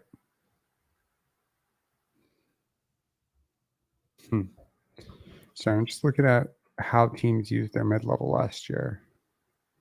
Oh yeah, we were one of the worst. And again, we keep doing these things where we give guys an extra year. Like, why did we give Jalen McDaniels 2 years? Why? Yeah. Okay, so Oklahoma City Thunder used it on Vasily. So they used them on Micic. The Sacramento Kings used it on Sasha Vezenkov and Keon Ellis. I would argue Keon Ellis is a really big steal. Vezenkov, I'm not so sure about right now. Let's see. The New York Knicks used it on Dante DiVincenzo. Holy shit, right? The Knicks keep nicking. The Minnesota Timberwolves used it between Shake Milton and Troy Brown. Okay. The Memphis Grizzlies used it between Bismack Biyombo, Vince Williams, and Gigi Jackson. Great. The Lakers used it between Gabe Vincent and Spencer Dinwiddie now. Dallas used it on Dante Exum and Seth Curry. Cleveland used it on George Niang and Craig Porter Jr. The Bulls used it on Javon Carter. Okay, there's a lot of teams that did not use their mid-level last year. Yeah, it seems to not be fetching much. I mean, it's not fetching much, but like, can you think of a worse use of it than Dennis Schroeder for the full mid-level? Because a lot of those teams, they did not sign anyone to the full mid-level. And guaranteed 2 years. Yeah, like, I mean, Dante DiVincenzo didn't even get the full mid-level. He got 11.6. Did we need to give Olynk 36? What did we give him? We didn't give him 36. We gave him 26. 26. 2 years, 26. Like you said, who are we bidding against? We don't know. And what's weird is the team kept talking about flexibility. We want flexibility. And it's like, okay, so you want flexibility, but you anchored yourself to 2 years after this to an aging player at 13 a year when you just sacked Schroeder. Now, Olynk isn't Schroeder. He's not going to be the poison that Schroeder was, but still, it's like, I don't know. It didn't really make much sense. You couldn't get him for 2 years, 10? Yeah, I don't know. Every time I hear him talk about how he wants to retire a Raptor, I'm just like, then why no discount? I don't know. Anyways, any final thoughts, man? Yeah, it's going to get dark, man. It's going to get dark in terms of coverage of this team. Like, I think them upping the price, it doesn't have to be. No, I can keep things light and breezy. No, not dark in terms of like, yeah, we're gonna lose, we suck, but coverage, attention to the team. Like, it's just the numbers are gonna go down. It's fanfare was pretty tough after the trades, but my goodness, I thought there was a lot of excitement around this team right after the trade, but yeah, the peak of the season was the win in Indiana to make it 3 in a row. That was the peak. That was it. And it was just downhill from there. Man, that W was so feel good. We'll always remember that 3-game win streak without and the pizza that followed. Without Pascal. And all Pascal fans can hear this. We won 3 games in a row for the first time this year without your boy. Just know that. I feel like hopefully they're over it at this point. But yeah, I'm having a difficult time loading up the post game. Anyways, thanks for calling in. As always, we'll talk soon. See you, man. See ya. Okay, I'm having a difficult time downloading this. We do have little John waiting. I apologize, man. Like, hang tight for a sec. Okay.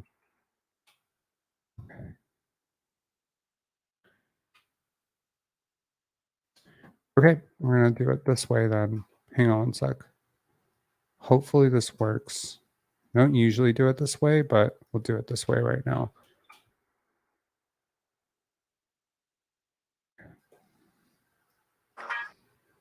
Might get an ad, though. Javon, Coach was just in here praising you for the energy you brought, especially in the second half. Obviously, a tough game, but what were your takeaways from it personally? Earlier, me and Coach had a one-on-one talk. He told me to stay ready, and I just feel like I stayed with that mindset through the night, and I stayed ready and came out there and gave everything I had. Obviously, it's tough with some major injuries on this team, but it does create opportunities for you and other players like you. You just spoke about that mindset, but like, what else does that mean in terms of sort of the practicalities of like more film study, talking more to other players, talking more with coaches? Definitely. I feel like that I got that opportunity, God-given opportunity. But just like you said, just stick around, stay longer days, watch more film, and just always stay ready and just compete at my highest level I can. Obviously, the front office has been pleased with your work to convert the two-way contract to a standard contract. Where do you think your game has grown most this season over the course with 905?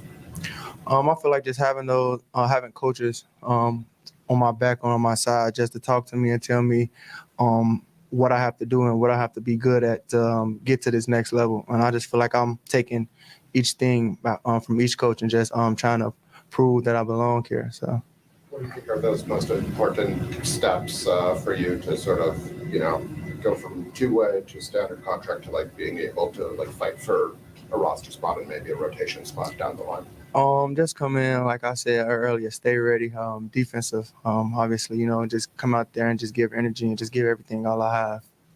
How good did it feel, knowing all the work that you put in this year, paying your dues in the G League, to have that contract converted and to kind of get that a vote of confidence from the front office? Well, I got to say it's a blessing, honestly. I got to thank the man above.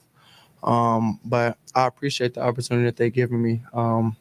The praise that they give me. I just take it all in and just praise them and appreciate them and thankful for them for giving me this opportunity to just be here with this team, this organization. Obviously, there's been so much roster turnover on the team this year. Is there somebody, when you've been up with the NBA club, that's been especially helpful, like a player, one of the vets, either that was here or that is here now, that's kind of taken you under their wing and giving you advice? I can say the vet on the team, Garrett Temple. He's a talker. So I just take everything in from him that he tells me, and I just try to bring it to the floor or to the bench or any way I can.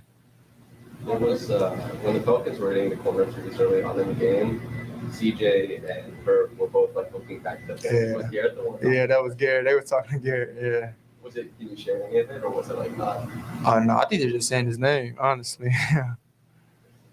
I believe you and Moji got to share a couple minutes on there. It's like having a moment with him after the 905 together. It always feels good to share moments with my guy. I've been with 905 with him, played a lot of minutes with him, so it's good to see us both out there again. Do you play with like any extra layer of confidence, or has it changed mentally, just knowing that you're not necessarily fighting to get your contract converted? You're on a multi-year. I just try to come in and stay with the same mindset as I go into a game, whether it's 905 game, whether it's a game here. I try to just stay the same, clear my mind, just go out there and do everything I can. You've probably answered this a couple of times, going transitioning between NBA and G League, but as far as going from that G League role where you have so much of the ball, and really you are relied upon to create for yourself and others repeatedly. And then you kind of have to shrink yourself down to fit into the NBA concept where there's more players who want more of the ball. What's that like, that transition to change your game? I could just say, coming in like with this career, I knew this is what I would have to do. I would have to change my ways. I won't always have the ball. I won't always be the main guy on the team. So I just try to just figure other ways out that I can be more helpful to this team to just try to win. After watching your film, like early in the preseason, you had a lot of really great cuts. What triggers a cut for you? Like you make a lot of great 45s, but what are you looking for to like trigger that action? When defense turns their head, when they're not paying attention to me, that's the perfect time to get an easy layup or an easy cut.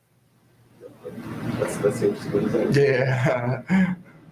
A game like that, what kind of things do you learn about yourselves and your team and what you have to do going forward?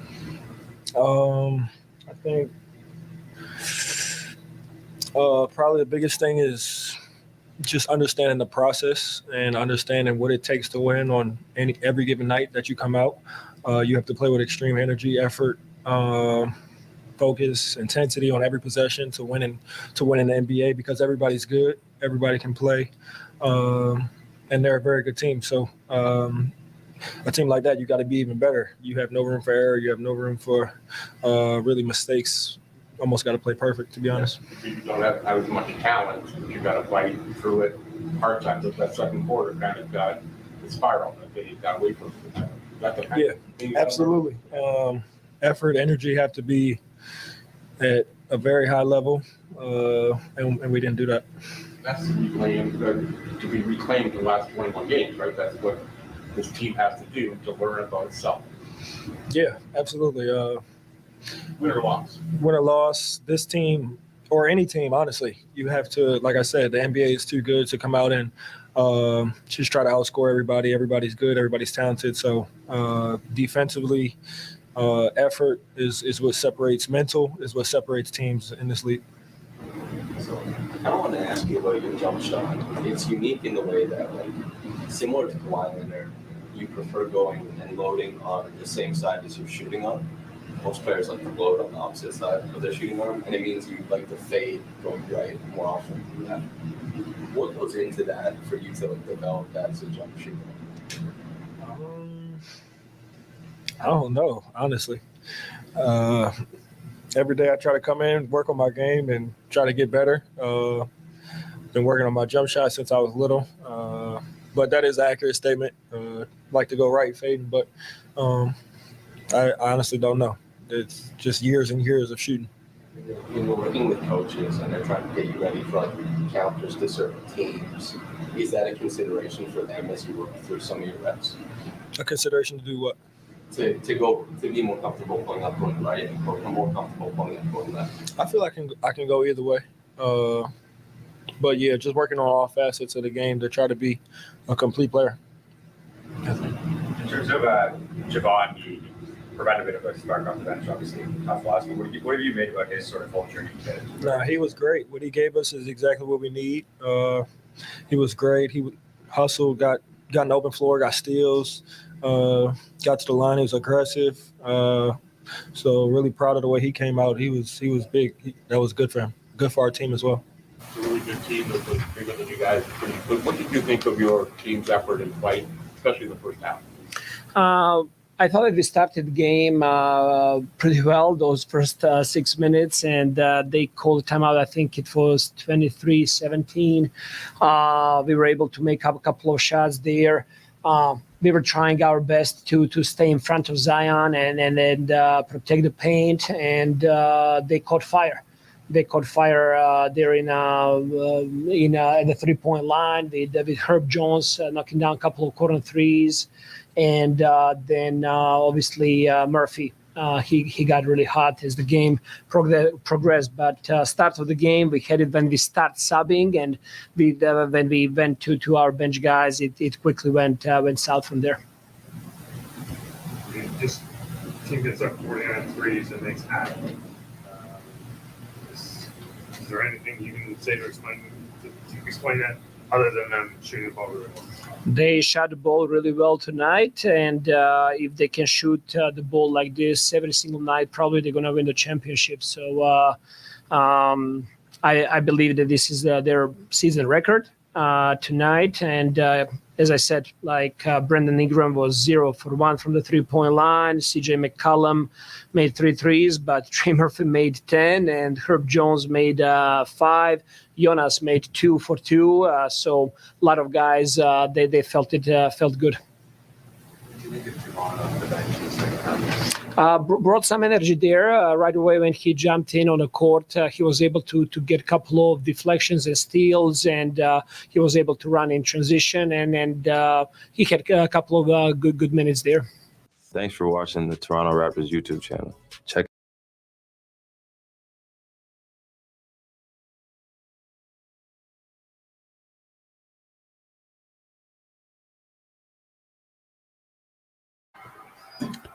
Okay. And there's like an image of Jalen McDaniels literally hitting the only 3 that he's ever hit in his Raptor career. Perfect. Okay, let's bring on Little John, and we'll also scroll through Twitter while we're talking. What's going on? Rob, I went to the game today, and Oh, wow. I was backstage so long that I actually got home while I was backstage. That's amazing. Yeah, I just got home. That's the funny thing. I literally just got home. Wow. I live in Vaughan, so yeah, so I was driving most of the time. But so I'm actually happy that you didn't put me on. Yeah, the conversation with Coach Mo went a little bit long, but yeah, what's going on? What did you observe at the game? Yeah, so like I said, I'm a big Zion fan. So someone told me someone had some tickets, and I sat in I sat behind the net, section 113. Mm-hmm. Yeah, man, that crowd, man, it's the last time I went to a game was 2020, and Wow. it's not even the same. It's a different arena. It's a different team. It is. It's just like the vibe. Watching like DJ Carton and Javon Freeman-Liberty and just a whole bunch of guys, and you're just like, whoa, like this. But like, if you've watched Celtics games before, like Mhm. the Celtics games, like whoever's out there, the crowd they're going hard. I thought Raptor fans were like that, but it seems like this team has killed them. Like it doesn't matter who's out there for the Celtics, their crowd is going to be amazing. If it's a Tuesday night, if it's a Sunday afternoon. When's the they're last time going you saw hard. the Celtics be really bad though? That's a good point, but even those early Brad Stevens years, their crowd goes hard, man. Those are Like, good teams. I mean, the Jason early, Tatum, Kyrie Irving, like the early Olynk years. Remember when they got bad for a second? They were only bad for like a year.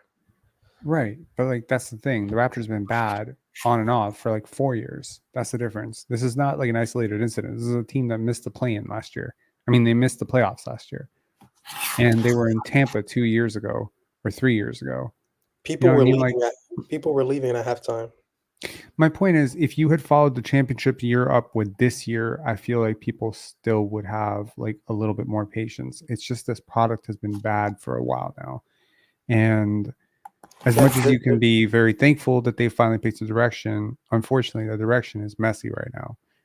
And it's not going to look pretty. And you're missing like 2 of your 4 best players right now. Yeah, but even from like sitting at home watching the games, even with Scotty, they weren't. The crowd wasn't amazing earlier, but of course, without him now, it's going to get worse. It's going to get worse for sure, but it's just, it's bad, man. Do you know that Jakob Poeltl underwent surgery? Yeah, I saw that. It's over. Yeah. So surgery, his condition will be updated when appropriate. So his pinky was torn. He had a torn ligament in his pinky, and that has been surgically repaired. And Lord knows what's happening with Bruce Brown. But I almost feel at this point like the more he plays, the worse his trade value gets. What did you think of Javon Freeman-Liberty tonight? Great pop. Oh, great pop. There was the crowd. It felt like the crowd's been waiting for him. Yeah. Like there was like every time he had the ball, there was like a woo type of feel. And I will say, he and a couple of other guys, Grady's really gonna miss Scotty because he wasn't touching the ball, and I thought he missed Grady a couple times. But who missed Grady a couple times? RJ?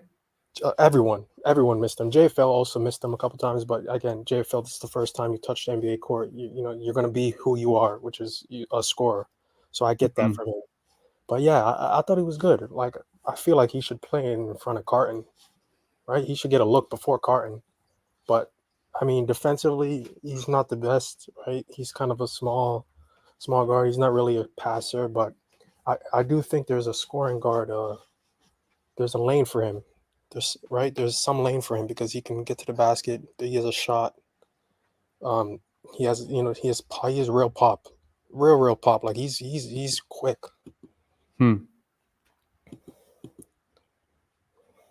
Yeah.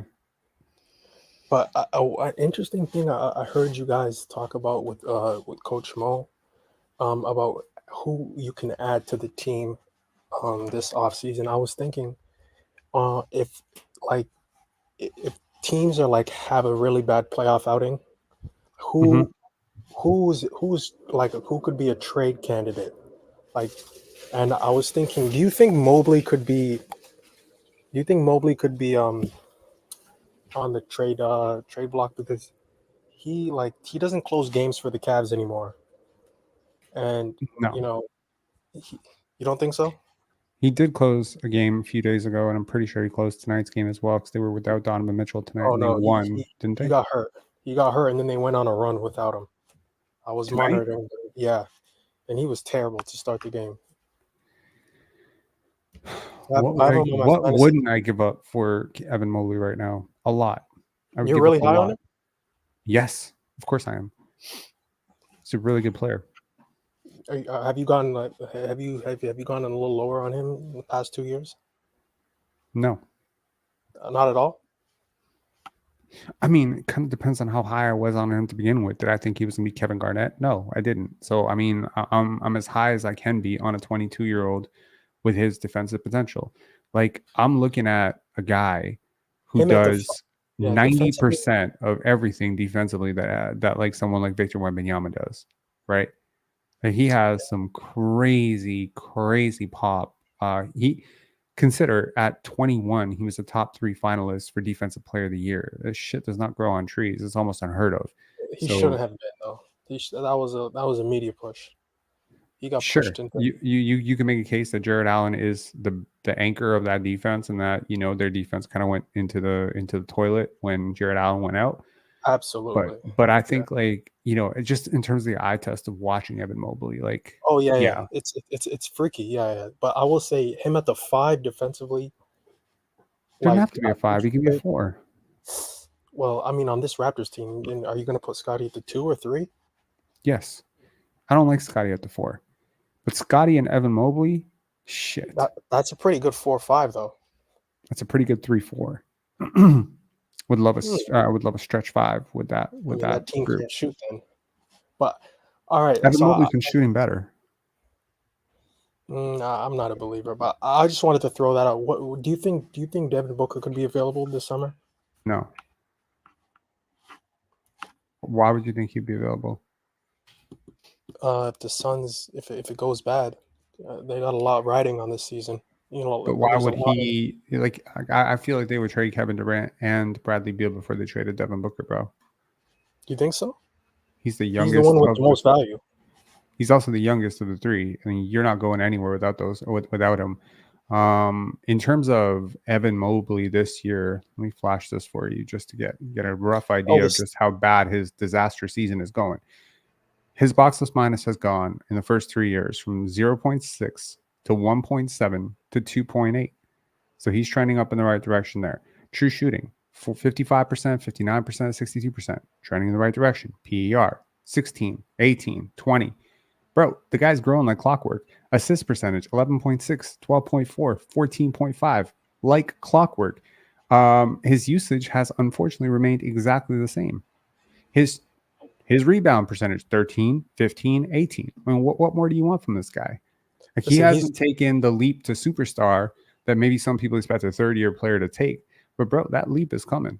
Like, he's going to be a top 25 player in the NBA for sure. If they trade him, they'll be the stupidest franchise in the history of the league. 25 for sure.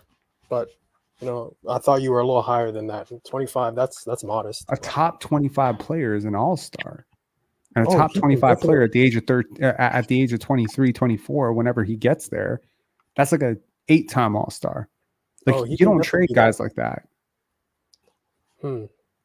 If I were Donovan Mitchell, I would, and there's another bad playoff outing by Mobley and or Allen. Both of them were pretty bad.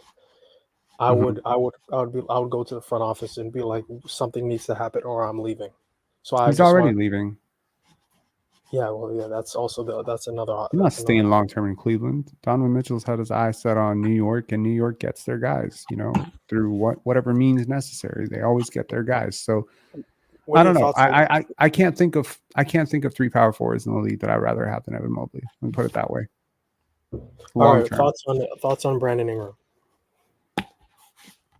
Really smooth player, really overrated. I agree. Again, I'm a Pelicans fan. People think he's the best player on the team. I understand why, because of the Zion hesitation, but Zion is, 60% from the field on a bad day. And, again, both of them, Zion's definitely worse on defense, but, Brandon Ingram isn't good. And, I think he's a little overrated as a passer. Yeah, I mean, he hasn't learned how to shoot the three. I mean, he's like 26, still kind of reluctant to shoot. That's pretty damning. I'd actually rather have Mikal Bridges if I was a Raptor fan. Whoa. I mean, okay, I get it. Yeah, because he's like an off-ball basketball player. He shoots the three. Maybe he could get some defense back. Right? Maybe defensively he gets better. With less usage. I'm just trying to think like what can the Raptors this summer, because in my opinion, I'm trying to rationalize why Masai, because I was listening to the same Bill Simmons podcast that you were listening to. Okay. And I was like, why did the Raptors trade OG for established players? Does he want the contracts so he can trade for a star? Because that makes sense. If you look at it if you look at your screen real quick, this is the cross comparison this year between Mikal Bridges and Brandon Ingram. It's very much in favor. It's not that close. This year, it's not that close. Last year, it was pretty close, but this year, I'm telling you, I watched the Pelicans. Brandon Ingram is not someone to flaunt. Like he's nice. He's a nice player, but I think he's literally better at everything this year. Like, he's better from three. He's almost as good from the free throw line. There's like a 1% gap between them. He's a better rebounder. He's a better passer. What? He's definitely not a better shooter, though. He's shooting better. Like, his true shooting percentage is above league average. Mikal is below league average. His assist percentage is in a different stratosphere, right? Well, so he is a better. He is a better passer. He's putting up better numbers across the board on a way better team. Like, yes, I know. And he's a bigger athlete. So it's like right now, like to say Mikal Bridges over Brandon Ingram to me is a little wild. Unless, of course, you're looking at durability, in which case I see the point. Yeah, but that's the only argument. As a Raptor, though, playing off of Scottie, Brandon's also younger by a year. Worth noting. So he's younger, bigger, better on a better team. Like, I'm failing to see how you put Mikal Bridges over Brandon Ingram right now. Off-ball basketball, Darko Rajakovic playing off of Scottie. I just think Mikal fits better. I'm looking at it like who plays better next to Scottie. This is my point. Like, the reason that I would definitely prefer Brandon Ingram over Mikal Bridges is this. I don't really care about this very rigid, how does this guy fit next to Scottie argument, because Scottie's a very smart basketball player. He can fit off of anybody.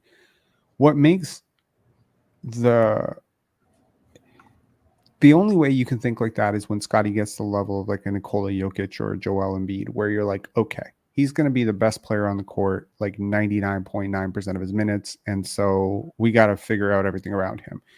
Right now, Scottie is in a sort of transitionary stage where I actually don't mind if in certain possessions and in certain, games, he's more of a secondary guy. And in some matchups, he's more of a primary guy. I don't mind that at all. I actually really liked where things were headed early in the year when him and Pascal can kind of take turns. That's good. Right now, that dynamic is more possible with a player of, Ingram's talents because he's got that shot making ability and that tough shot making ability from the mid range. And he's got like a more advanced passing package and he just draws a little bit more attention. Because of all of that, it actually makes it possible for Scottie to play off of a guy like Ingram, just as the same thing where Ingram would then be able to play off Scottie the way he plays off of Zion. And so that sort of like, that's what dynamic duos are built on. Dynamic duos are not, in my opinion, built on one guy does all the handling and the other guy does all the finishing. Like that to me is like the dynamic duo that doesn't work. That's the Stockton Malone, Nash Amari, dynamic duo. I don't really like that duo. I like more of the Luka Kyrie, variety, or LeBron Kyrie, where it's like when one guy goes off, the other guy is the guy. And I just feel like, so many times this year, Scottie has been asked to anchor like a second unit with like four guys who just finish but can't create very much. And he's doing a lot of the creation stuff for that unit. Personally, I think the Raptors need another guy. I think Brandon Ingram is probably the closest thing to a guy who could ever be available that fits the mold of a top 50 player that the Raptors could actually go for. And he legitimately could be available. He might be because they're a small market team. They have a lot of depth at the wing. They have Herb Jones, Trey Murphy, Zion Williamson, and he might just have the trade value. But it's like, what would you give up to get him? Did you give Bruce Brown in every pick you own? I don't think that gets it done. Nah, I mean, but I'm saying that because there's a lot of combustibility for the Pelicans, because it could go up in flames. They're one of those teams that could go. I don't actually think they can go to the Western Conference Finals, to be honest, as a Pelicans fan, but they can also get a gentleman swept. Like, there's a lot of scenarios for them. Sure. You know what I mean? So it could, like, teams with depth sometimes struggle in the playoffs because, suddenly teams and they're very reliant. They're very reliant on depth, to be honest. Like, and I actually think they play better. Is Zion getting better, though? Because, I mean, I saw him earlier in the year, and I was just like, ooh, this looks bad. He looked a lot better to me tonight. They play better without him this season for the first time. They legitimately play better. They went on a run. I don't know if you saw that. The Raptors were up like 4-5 to start the game. Zion goes out immediately.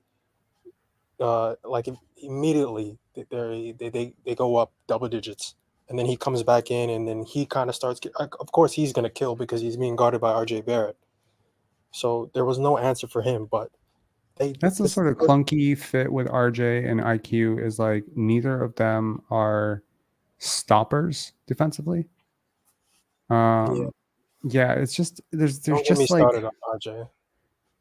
Yeah, there's just a little.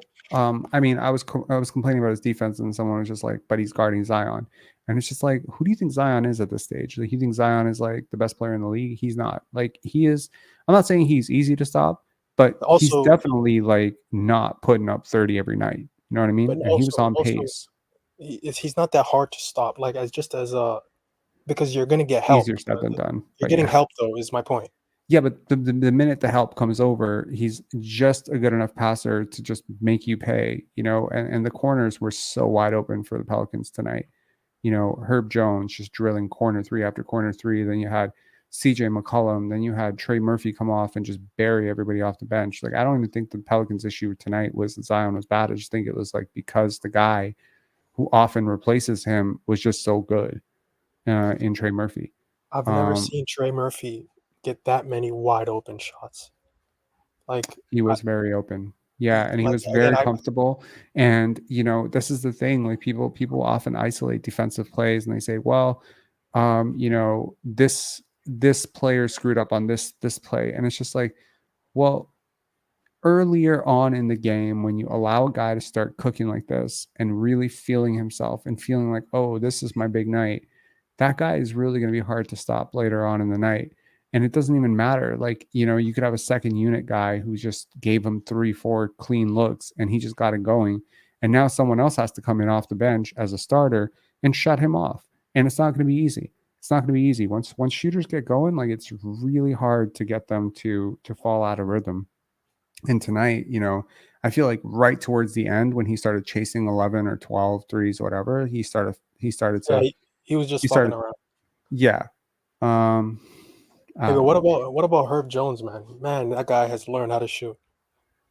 Oh Yeah, my God. I mean, he's always been somewhat competent, but yeah, now he's looking a lot more fluid in that regard. And I mean, if you recall, like around the trade deadline, like I was saying, like I would happily give up 3 first round picks to get Herb another Jones. guy. He's another guy that fits into this combo that the Raptors could target if things go bad. Because Right. that's where the Raptors are at right now. Because that's where Masai has left the team. They have to like hunt for players that are available, that could be available. Because I mean, you just can't. I can't imagine them going into next year with the same roster. They need to bring somebody. They need to sign Malik Monk or something. They can't. Malik would be a really interesting play, but I think he'll be north of 20 easily. How much cap space is there after or quickly? It doesn't matter about after quickly because you'll sign whoever you're using with the cap space before you sign quickly. Quickly has a small cap hold. It's about $8 million. So because his eventual contract will be far greater than his cap hold, you actually would ask him to wait until you do everything else, and then you'll sign him after. There's no way in hell they sign him before. Does Sacramento have space to sign Malik? Good question. It kind of depends. Keegan It Murray is getting depends. paid next year, right? Yeah, he's extension eligible next summer. So Yeah, they're safe. I mean, he's literally not getting paid for another 2 years, actually. but they could clear up, Harrison Barnes and Kevin Herter's contracts and Sasha Vazenkov's contract. Like they could look at those three contracts, and that's like a combined like nearly 40 million between those three players. I believe they signed Keon Ellis to an extension, and that's a good extension for him because he's a good young player. Yeah, but you can't commit to a Fox Sabonis Monk core. That's kind of insane. So they probably wouldn't. I really don't even think that it's that insane because if right now you're I mean, asking it's me, insane. like, okay, here's an honest question: is Malik Monk a better player than RJ Barrett? Absolutely. Okay, so I mean, if you're saying that about them, what are you saying about us? You know what I mean? So it's like if Well, we're Malik in a different Monk, position. We're in a different position.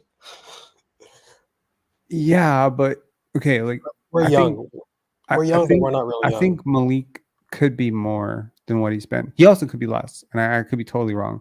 I guess I've watched like 20 games of his over the last 2 years, and I just every single time I watch him play, I'm just like, this guy, like he might just have. There's like, real scalability there. Yeah, I think his passing in the half court is just really my God. something He's at to 5 assists a game behold. this year. Yeah. He has seriously like, and I mean, again, whenever there's a ball dominant player in the picture, like I don't really call Sabonis ball dominant, but he handles the ball a lot, creativity, whatever. Fox is like that a little bit too. I'm always like curious about what the other guys around them are giving up of their own game in order to facilitate next to them. Like if right now Tyrese Halliburton was still there, Fox would still be the guy, and Tyrese would just be a spot up shooter, secondary ball handler, whatever, because they kind of committed to that. So I'm just curious, like right now when Javon Freeman-Liberty came in tonight, I felt like, I know he's not a point guard, but he felt like this is a lead handler, Yeah, he's a somebody. Yeah, he had like a command of the game, in a way that maybe other guys didn't. And so I'm like, would Malik Monk be like a guard for you?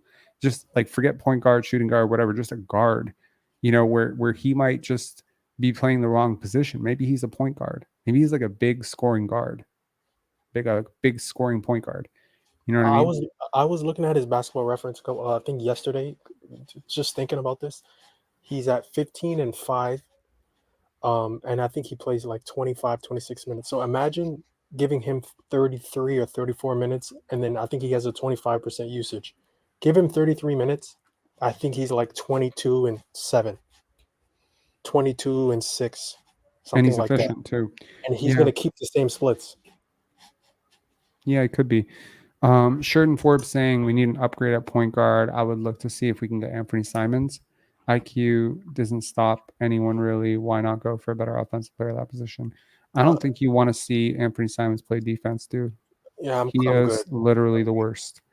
Like he is one of the most disinterested basketball players I've ever seen on the defensive end. I remember watching so many Blazer games last year, and I just wanted to vomit in my mouth at how bad that guy was defensively. So that means no matter how many times he was brought up in trades, in the midseason trade deadline last year, offseason this year, Pascal for Anthony Simons and stuff, I'm just like, nah, I'm good. I just feel like if you are that uninvested on defense, you are just not a player I can ever win with. Anthony Simons, this might be a hot take. Anthony Simons is never going to win an NBA championship as a starter ever. He's that bad. It's just not going to happen. That's not a hot take. Yeah. Anyways, man, any final thoughts, Lil John? Nothing, man. I just wanted to say thanks for all the content, man. Like, this is great, man. This is Thank you. Appreciate that. I feel like our content is sort of lacking right now as I try to get my life back in order after Penn Dance. I just got a TV today. That's cool. I decided to reward myself for a year of hard work by getting a 70-inch TV, which I got a crazy great deal on. 70-inch TV, granted it's LED. Guess how much? 800, 900? Nah, $592. What? Wait, yeah. I don't know anything about TV markets right now because I'm gonna be honest. I'm living a laptop life right now. Living laptop. Nice. So we had this 60-inch TV, and then I got this notification from Netflix saying, yo, bro, you're broke. Like, okay, it didn't say that. It said Netflix will no longer work on this model of your television. And I was like, bro, how old is this television that Netflix is basically telling me go fuck yourself? You know what I mean? Nicholas saying, Rob, did you open the PS5? No, I did not. So I still haven't gotten my life back in order yet. I'm telling you, man, like this. Rob, the Pelicans Clippers is basically locked in because the Pelicans they're not going up to 3, and the Clippers aren't going up to 3, and the Pelicans, I don't think they're going to lose the 5th seed. So, What do you think about Clippers Pelicans first round? Clippers win. And how many games? 6. That's what I'm thinking. Yeah. That's my point with Brandon Ingram stuff. I just, weirdly enough, like I'm really rooting for the Clippers, and I hate that I'm rooting for the Clippers, but it's just like as a bit of a, well, number one, I love Kawhi Leonard. Number two, I actually like James Harden a lot more than people. When he had that whole like "I am a system" quote. First of all, just as a, let's say, as a respect for genius that I have, basketball genius, I've always admired James Harden a little bit more than the average fan. Like, I feel like fans hate him because he foul baits and, he sometimes checks out of games and he's a little bit, weird and finicky as a personality. But I've just always really admired his game. And when he said he is a system, and, again, I did a lot of film breakdowns in my life. And the way this guy sees the floor is just something that I have just always marveled at. And so, when he made that comment, and a lot of the world was kind of trolling him, I remember making a reel on Pensari Basketball, just basically saying he's right. He is a system. Like, he is a really, really fucking good player, and people need to give him respect because, he's that good. Like, he is really one of the 5 best players that's played in the league in the last 15 years. Like, and people do not credit him that way at all. Maybe that's a stretch. 5 best players, especially over the last 10 years. That's for sure. I take him over Russell Westbrook any day of the week. So to me, it's like, I just always admired him. And obviously Kawhi, PG, like there's a lot of guys on that team that are just like super, super talented. And Norman Powell, obviously former Raptor there. And I don't know. I'm rooting for them. Not that I like really like Steve Ballmer or the Clippers at all. Like I don't like Steve Ballmer at all. But I just want Kawhi to get another one. Be kind of cool for him to be like, the third guy to win a championship with three different, he'll win Finals MVP with three different teams. LeBron's done it, and now he'll do it. They'll be the only two guys in NBA history to do it. That'd be kind of cool. Yeah. Yeah, I was hating at first, but I've kind of come around on him. Like I think he's just a good guy, and I appreciate how stoic of a person he is, because I think people can learn a lot from him.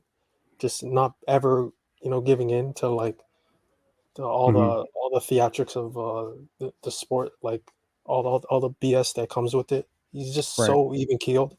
Like so many players can learn from a thing or two from him, and I actually think Scottie has a lot of that in him, which kind of gets me excited about Scottie, because Scottie, like, he just has everything you want from a character. It's in him, like, and he actually even has some things that Kawhi doesn't have, like some leadership ability. Like Kawhi never wanted any of that, and maybe he was doing it in the background, but like actually Scottie has a voice. Like he isn't afraid to express himself. There's some things that Scottie has that Kawhi doesn't have, and there's also some stuff that Kawhi has that Scottie doesn't, and I think that's a fair thing to say when we're comparing him against a guy who's 2 times Finals MVP and probably had like the greatest single per player run in franchise history, NBA history. Like his 2019 playoffs are a thing that belongs in a museum that we should marvel at 15, 25, 35, 50 years from now. It was incredible what he did. So I think like as much as Kawhi is this very reserved guy, he doesn't talk a lot, he's not very rah-rah, whatever. I think there's a lot Scottie can also learn from him too, about being stoic, about kind of having that, like, I don't know. Like I think with Scottie, like it's a work in progress. There's you say, oh yeah, he's fully grasping that leadership stuff. Yeah, he's working at it. But it is a work in progress, because, sometimes when he's asked about like, having a voice and being the leader, and he just always says, we're all leaders. It's like, that is logically impossible. You cannot all be leaders. When he says that, I look at that and I just think he hates individual. He doesn't like individuality and putting himself above the team. But here's the thing. Have you ever seen a player, even the most unselfish superstar in the world, that did not acknowledge that they were by far their team's best player? He's always shied away from it. He, like, when he was asked after Pascal left, hey, like, or even like when Pascal was there and they started building it around him or whatever, he was just like, yeah, we that's kind of been the plan for a while. Like, he's always shied away from it. That's my point. He's gonna have to get over that. You wish he wasn't like that? No, I am very, very, because I think that's a good thing. Like he doesn't really want to. He doesn't want to say it. Look, it's complicated. On the one hand, you should be gracious. You should lead by example. You should extend credit to others where credit is due. You should be humble. You should, try to elevate others whenever possible. You should not be so pompous so as to draw all that attention to yourself. I get all of that. That's why I don't like Fred VanVleet. However, at the same time, there must be an internal understanding on your part that the team goes as you go, and that your voice matters more than other players on the team, that your impact matters, that you are being a leader, that you are setting the example, and that your body language, if it's negative, is going to impact the team more than if Bruce Brown's body language is negative. You can't just be one of the guys, is what I'm saying. I feel like for a player this talented and this strong and this good, there are plenty of times where I feel he's deferred. Okay, now you can say it's one thing to defer to Pascal and OG and Fred.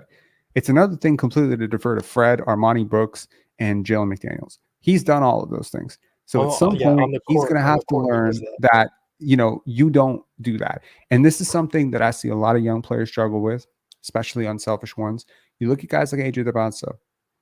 I don't know if you're following AAU, but that's a player. Cooper Flagg.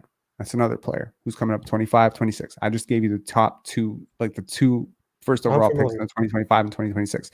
You could even look at the women's game like Caitlin Clark or whatever.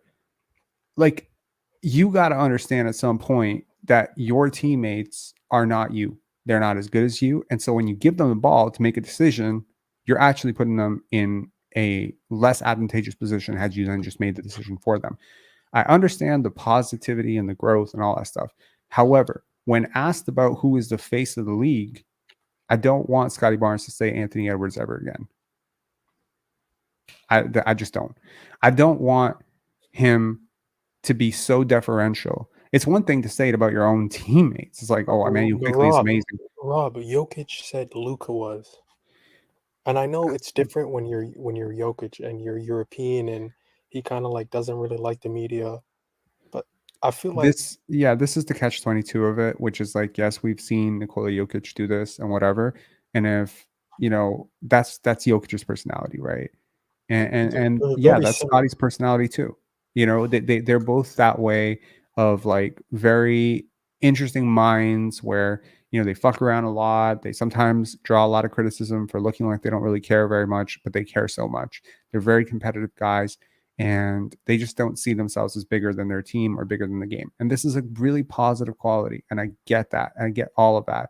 However, Nikola Jokic had to be he's so self-assured. Like, I don't think it's coming from necessarily the same place with these two. I think Scotty is so self-assured as well. I truly believe that. Scotty's the type of guy that will miss 4, push shots at the All-Star game Saturday night and will, wake up the next night and not give a shit. He doesn't give a shit. Think about it, he keeps going back to All-Star Saturday night. He'll go back next year. If he makes the All-Star team, he'll go back next year. He doesn't give a damn.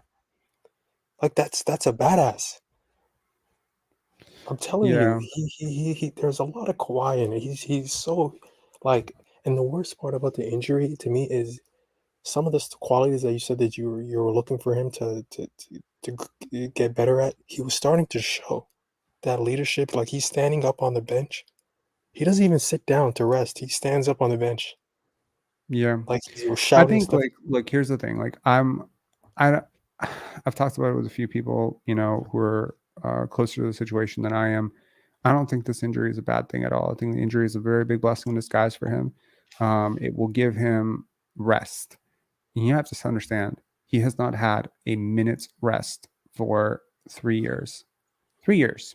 3 years where he has just been nonstop in the gym, trying to do this and trying to do that. At some point, you need to stop. You need to stop. Like, this is something I had to learn in my 20s.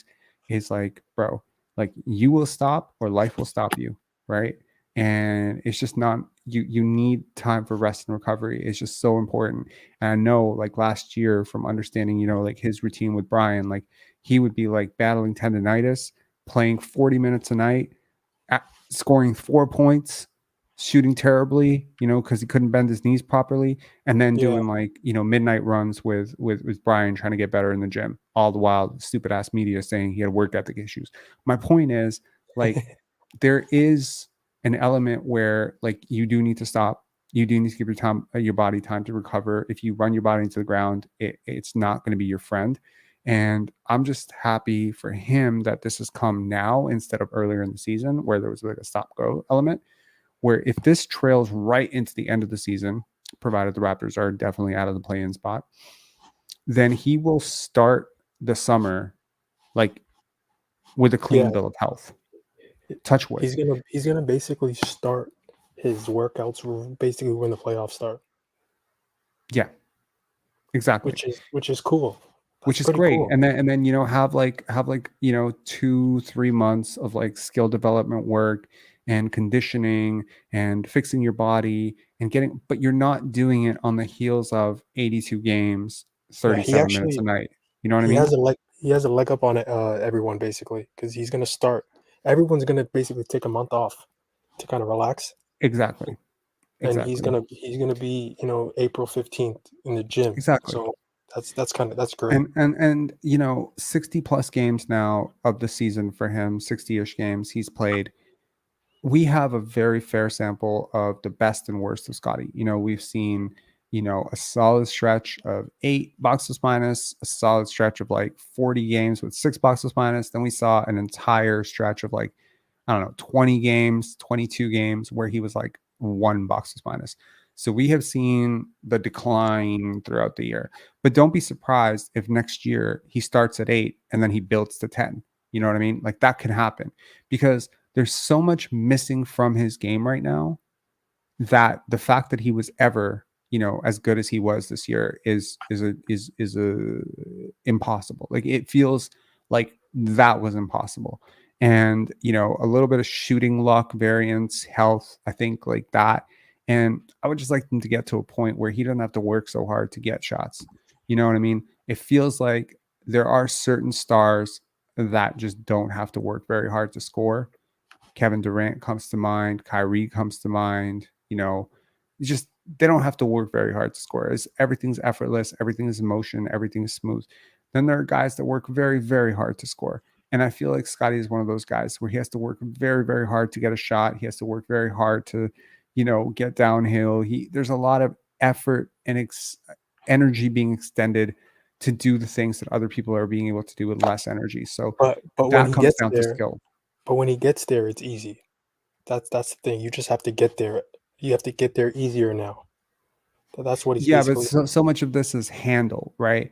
Like if your handle is tighter, you don't have to necessarily go through people. You can go around them. You know what I mean? This summer's all about bumping and bumping. Yeah, like it's got to be about handle. It's got to be about scoring. It's about getting to the line. It's about rip throughs and just baiting refs to get more calls because you look at guys around the league that get a lot of calls, like James Harden, whatever in the past, DeMar DeRozan, guys like this, and they're just living at the line. They're getting like 6, 7, 8, 9, 10 attempts a game, and then you get guys like Jason Tatum and Paolo Banchero is another guy who gets a lot of, a lot at the line. But then you have a guy like Jason Tatum or Scotty Barnes, or they don't get to the line as much. They just don't. And so that is a very, very important part of being a scorer is, hey, like we're in the modern NBA where 20 points now is like what 16 points used to be. 16 points is not impressing anybody at this point. We need to get to a point where Scotty Barnes is 25 points per game every single night, where his good game is 35 and his bad game is 20. So we need to elevate everything up because right now it feels like his good game is 25 and his bad game is 15.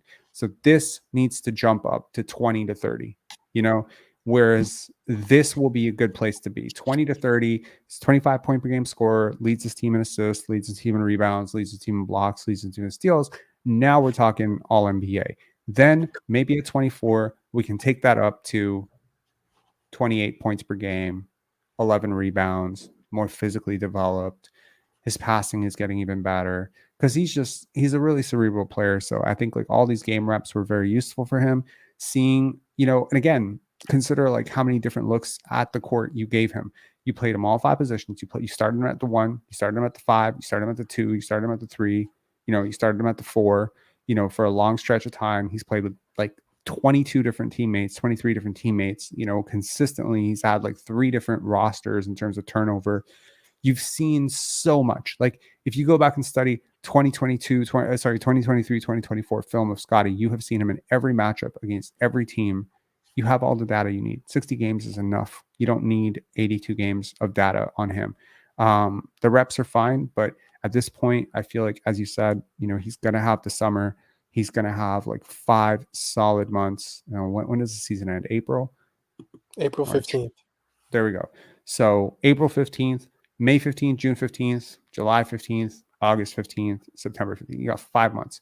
5 fucking months with a clean bill of health, again, touch wood, and an awesome trainer, and hopefully the Team USA thing, which is going to be like, okay, great, let's do that. Let's do that instead. We were all worried about, oh my God, is he going to run right from a tough season plus play-in plus potentially playoffs to the Team USA thing? Now you don't have that. Now you have like a month. Ideally, I think the Team USA thing starts like after the season ends, because they have like a whole bunch of guys who are in the playoffs. So you'll have a month to ramp up to that. Then you get to the tryouts. Then you get to do that. I am so optimistic about the player Scotty's going to be next year. Super optimistic. So am I think he's got like one more jump, and then he's got another jump after that, and then we'll see. there's two more jumps coming. There's one that's Yeah. going to happen this year and next year, like age 23, 24, and then there's going to be a 24 plus one, and then from there on, it's just getting a little bit more sharper each and every year. But you know what's funny, Rob? It's funny. All last summer, when I'm on Twitter and I'm talking to my friends, I'm trying to like tell them about Scotty, and now this summer, it's like if you're not watching, then you. It's just how can you really explain it? Like if you're not gonna watch, because if you're watching, you get it. If you're not gonna watch, like there's people out there who still don't get it. They're kind of like, They don't matter like, anymore. Like Bill Simmons, like he's kind of like, It's like That's you're fine. not watching. He probably felt the exact same way about Jokic. He probably felt the same way about Shea. He probably felt the same way about Luka at the draft. I mean, I know Bill Simmons likes his white guys, but like I feel like a lot of guys, that he's been kind of down on, like they've turned out to be pretty good. So I don't really care anymore. I spent a lot of time last year and the year before and the year before reacting to like people's, opinions on Scotty. And now it's like I start typing out the response. Like maybe I'll see a comment where it'll be like, oh, this is RJ's team or Scotty's not that good. And I promise you, this has been happening for 3 months now. I'll start typing out a response. I'll get about 12 words in, and then I'll just say, what am I doing? No. What's the point? I don't care. I don't care anymore. He has a 2003 Kevin Garnett stat line right now. And it's like, are you still questioning it? Like he's gonna get better. It doesn't matter. Again, these people question. It doesn't even matter. Like that's my point. It's like they have an opinion. Who cares? Reality is fine. It's better if you're watching. It's better than that if you're watching. People don't understand the processing speed, like the savant like brain that he has. That's cool. So here's my question: why does it matter that people don't understand it? You're right. That's exactly it, right? Look, like I take it from someone who spent like all year trying to explain to people that this is what was happening and this is what was coming, and now we're here, and I feel like, bro, why did I waste a year of my life begging for people to trust me about what was coming with Scotty? Like, who cares? He got there anyway. When they still don't get it. Like at this point, I have to ask myself: is it pride? Is it ego? Is it or is it conceitedness? Is it what is it? Because it's like what you're getting something by shouting from the mountaintop that look, this is what's going to happen, and then a year from now you get to be like, see, I told you, and nobody cares, nobody remembers, nobody fucking cares. You scream from the fucking rooftops that Jakob trade was terrible. People will never care. They're just like, whatever. No one liked the Jakob trade. Lies. A lot of people did, but it's like, and it's just like everybody loved it. Exactly. So I've just decided this year I'm channeling myself into like more positive shit. We're like working on alliances, we're talking to players, we're having like these discussions about big picture stuff that's actually going to move the needle. Trying to go one-on-one with people in the comment section is just, it's not my cup of tea. I never got anything out of it. When I would listen to those Twitter spaces, even 2 months ago, like I remember when I was prepping Penn Dance, my girlfriend would be looking at me like, bro, how are you on these Twitter spaces for 3 hours arguing with some dude about how good Devin Booker is? Who fucking cares? I don't care. It's like that. And that's kind of like the energy that I'm bringing to it now. It's just like, I think what I think. I'm going to tell you what I think because I have a basketball platform to talk about it. But that's about it. I don't really have the energy. It's not even energy. It's actually just, there's nothing to gain from convincing somebody on the other end of this situation. Because the worst case scenario is you waste 2 hours of your time and you just get a headache and you say some things you're going to regret later that lower your vibration, lower your frequency. The best case scenario is you convince somebody you will never talk to again that you're right. Who cares? Oh my God. It's a total waste of time. I agree. Nice win saying waste of time. Agree. It's a total waste of time. I think the Raptors are going to be fine next year. I think Scotty's going to take a huge jump next year. That's my position until it changes. And that's been my position for a while. So, yeah. Anyways, man, thanks a lot for calling in. Really appreciate it. Thanks, man. Cheers. Okay. Yeah. Okay, so bought a new TV. Very excited about this. I usually don't buy anything. I have to put this into perspective. I'm working currently off of a Mac from 2011, which I bought in 2015. over there is a Mac Pro from 2013, and my television is from 2011. So basically, the last time I really invested into gear, technology, and all that stuff was basically between 2011 and 2017. I've always been kind of like dooming or dreading this because I'm like, oh man, at some point I'm gonna have to buy a new TV, a new this, a new that, whatever. So I was just like, okay, cool. Penn State basketball is doing okay. You know, it's doing all right. Not as good as it could be, but it's gonna get better. We're doing okay on that front. You know, so get a new TV. And then my girlfriend was just like, oh, you need to wait till Boxing Day or Black Friday. And I was just like, say word. Like I'm gonna find, you know, a good deal. So we found a 70-inch TV on Best Buy for 500. I think it was $550, $560. I don't know. All I know is like I have a pretty big TV, the 60-inch TV. So one of two things is going to happen. Either that TV is going to go into our bedroom, and the 40-inch Sony Bravia that I bought in 2008 is going to go into the trash, which I don't want because I love that TV. Or I'm going to sell this 60-inch TV for like $200. So if anyone wants a 60-inch LED TV, Samsung Smart TV, 3D with 3D glasses, write to me in the emails because it's on Facebook Marketplace for $225. But if you want it for $200, I don't know if you're someone who's working off like a really old TV or really small TV or whatever. It's in perfect condition. It's in great condition. It hasn't been watched too much. And yeah, I don't know, collector's item. You'll have my television in your living room. I don't know if that means anything to anybody, but yeah, it's 60 inches and it's a perfectly fine TV. The only reason we're getting rid of it is because internally, like the OS is not going to be supported by Netflix starting next month. So that is the only reason. It's also a little thicker than the current model of LCD TVs. So yeah, just put it in your bedroom. Yeah, we already have a television in our bedroom though. We already have like a 40-inch TV, and it's just like at some point you need a 60-inch TV in your bedroom. Who the fuck do you think you are, you know? So yeah. But yeah, I mean, the price of TVs is just, you know, something I could talk about for like 5 years. It's just like, it's crazy how inexpensive TVs have gotten. But yeah, a 70-inch television, I mean, shoot, I'll tell you, this is kind of like crazy, like the arms race of how we become so spoiled by things. So when we moved to America, my immigrant story, when we moved to America, we had a 15-inch tube TV. That was our living room TV, 15 inches. Not shitting you. I have computer, you know, my computer monitor is 26 inches now. So that's crazy. 15-inch TV.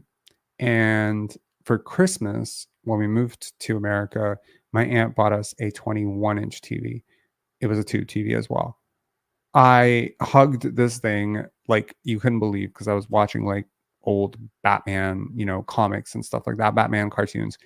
And I was so excited about having this really, really big TV. And it sat on the ground in our very, very, you know, dilapidated apartment. And I would sit there and I would watch the TV and I loved it. And then eventually, 1, 2, 3, 4, 5, 7 years later, we got a 27-inch TV. 27 inches. And then from there, 27 inches. And that was, hold on. So let's get the dates right. In 1993, so we got the 15-inch TV. We moved to the United States. Then, 1993, in 1995, we upgraded from that TV on Christmas to it was either 19 inches or 21 inches. I can't remember. It was 19 or 21, but it felt huge to me. 19, okay? Then, in 2000 in year 2000, actually, it was New Year's, millennial, I remember, Y2J, Y2K, whatever. We got a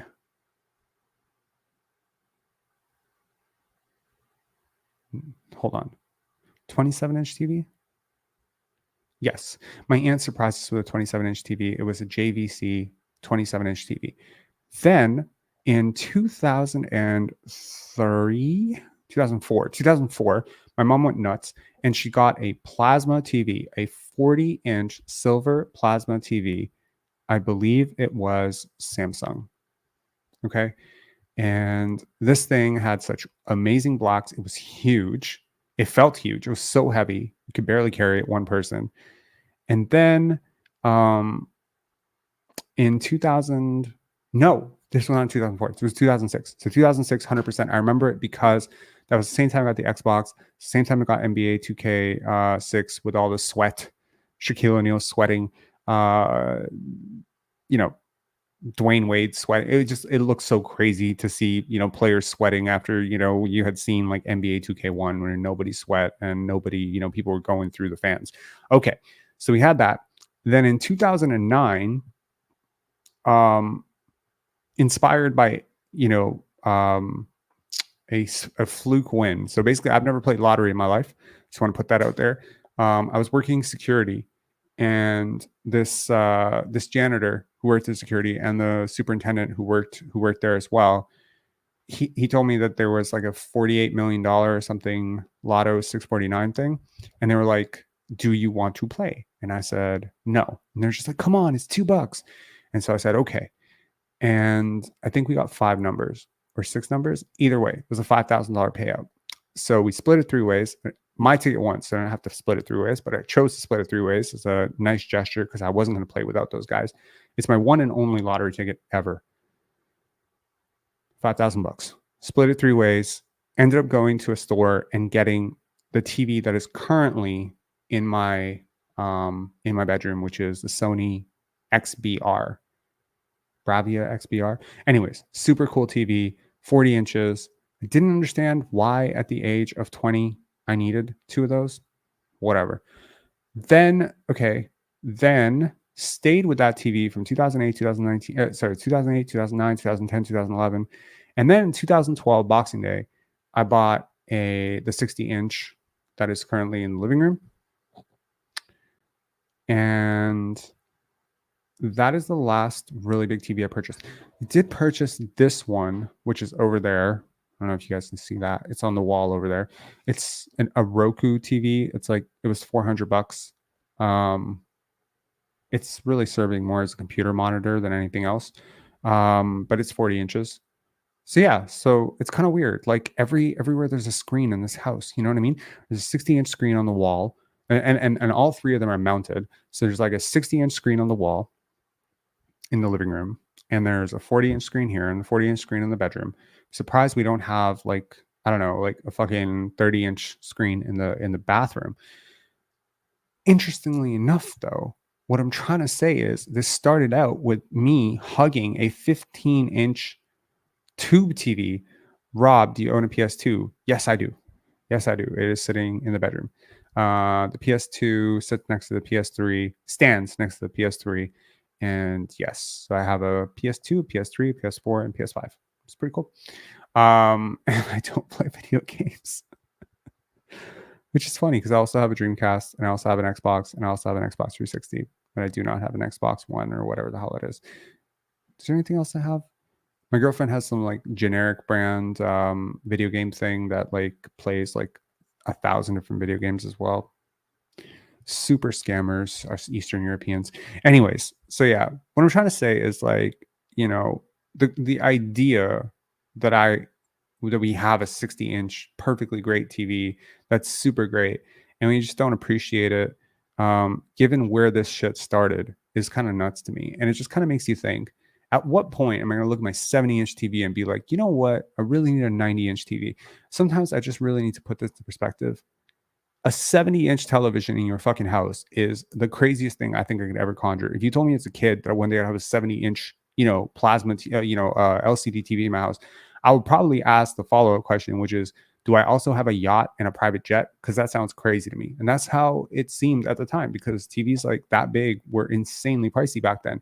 And today I saw a TV 85 inches for $5,000. I was like, what? Yo, that's crazy. Anyway, long, senseless diatribe about keeping it humble. Honestly, it's so weird. Like, even buying a television right now feels really stupid and kind of, like, what am I doing and why did I do it? Nothing wrong with it, really. Just don't think it's really necessary. I think like there's a lot of things to focus on right now. And it's sort of interesting that like so many people that I admired throughout my life really didn't have anything in their apartments. So I'm about to spend the next 24 hours ish. When are the Raptors playing next? Hold on. I gotta see this. I have a feeling the Raptors are not playing until Thursday, but I could be wrong. Hold on. Raptors schedule. Okay. So they're playing away. Their next game is Saturday. Their next game is tomorrow. Oh, okay. It's against the Suns on Thursday. Okay. So Suns, Blazers, Nuggets, Pistons, Magic. Cool. Let's see here. So yeah, I'm devoting pretty much the next 24 hours to like clearing out as many bags of garbage as I can from my house. And we will see.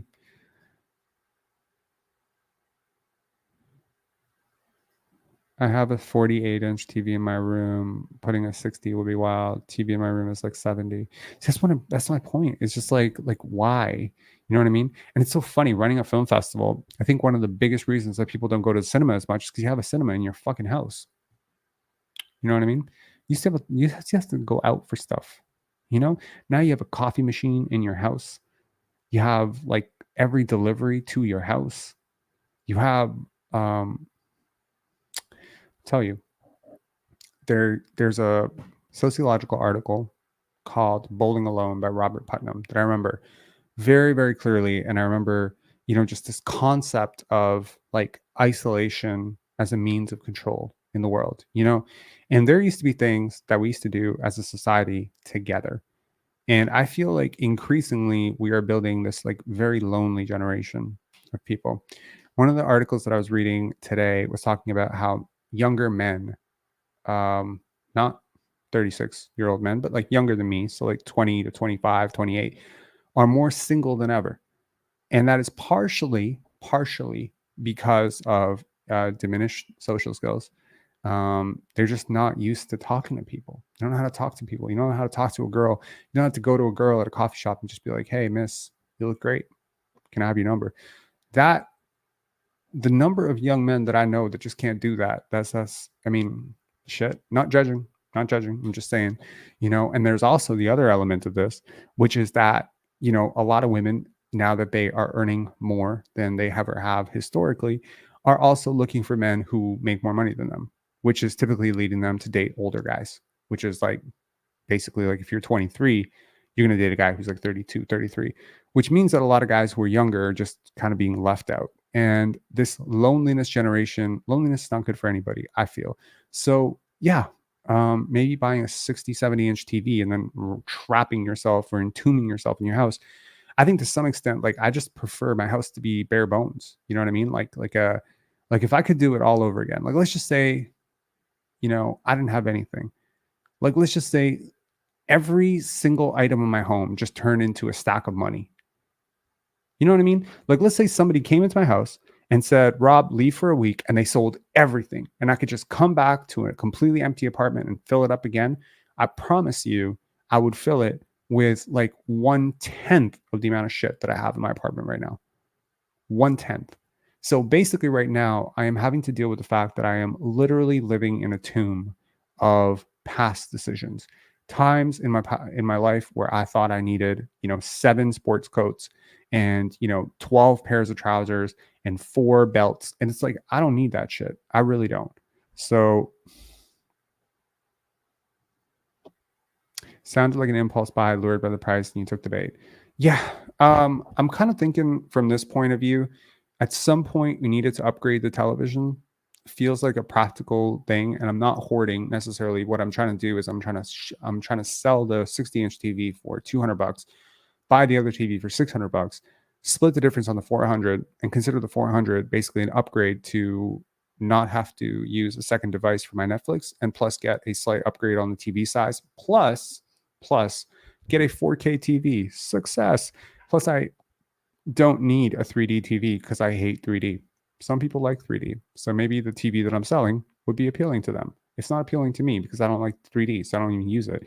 But yes, I agree. But minimalism does not mean living without what you need. And I do need a television to watch the games. I'm obviously not going to watch the games on my phone. What I believe is lacking right now is like we have too many items. You know what I mean? So it's like when you get that super, super, super comfy couch, and it's like, wait a second. I think like one of the things that I really learned from, you know, a lot of the self-help stuff and like growth stuff that I was reading up in 2019 was you need to design your environment to facilitate or better to make the habits that you want to implement more appetizing. And so like if you want to be out of your home more often than you sit at home all day, then you want to make your home a little less comfortable. Do you know what I mean? Like if you want to, do you know what I mean? Like maybe you don't want a couch. Like I feel like if I could design my home again, maybe I wouldn't have a couch. Maybe it would be forcing me to basically sit on the floor, you know, when I watch Raptor games. And that, you know, I don't mind that. So I don't know. I need to do some massive life redesigning right now. My girlfriend's been away for like a few days in San Francisco. She's going to be away for another week. I feel like I need to use this time to massively redesign because with her, it is always like a little bit of a push pull on getting rid of anything. It's always like, oh my God, what if we need that? What if we need that? And I'm just like, fuck. So I'm going to use this time to really, really cleanse this shit out, man. Like I have a good week until she comes back. I feel like, you know, Macaulay Culkin in Home Alone is like jumping on the bed. Yeah, I'm just excited. Like I need to get rid of shit because it's like we have too much shit. It's just everywhere I look. It's just like corners and corners and corners of stuff. And this is, by the way, 500% better than it used to be. And like when I go to other people's house, like sometimes I'll go to someone's house for a shoot or something like that. And like I'll have my camera and I will straight up tell them, I'm like, I have anxiety being here. I don't know how to be in this home. Like there's shit everywhere. You know what I mean? I can't live like this anymore. So I'm announcing this to the world for the next 24 hours. Don't text me. Don't fucking message me. I'm not responding. I am just tossing out every fucking thing that I can that I don't love, whatever, Marie Kondo, that whole thing. I went through this entire process like 4 summers ago. I tell you, best decision of my life. The fewer things you have, the fewer things your mind has to manage, the more space there is in your mind. Minimalism is definitely, in my opinion, the way to go. All right. That's exactly it. Literally just said it as you wrote it. That's funny. Okay, talk to you later, guys. Peace. Sheridan Forbes saying, have a garage sale. See, this is the thing. Like, yeah, you're right. But at the same time, like this is what stalls it, right? Because now you need people to take your stuff. And it's like, yeah, there's like a lot of things that are useful, like a big aquarium. Like who wants a big aquarium? You want a big aquarium? You want a 180-gallon aquarium? Let me know. I'll give it to you for $200. Okay. So like, I mean, yeah, like I'm willing to get rid of everything like super cheap. You know, you want a Scarface mirror to do your cocaine? You can have that for like $10, you know? But to be honest, I just want it gone. So yeah, just donate the stuff you don't want. I might just, yeah. Talk to you later, guys. See ya.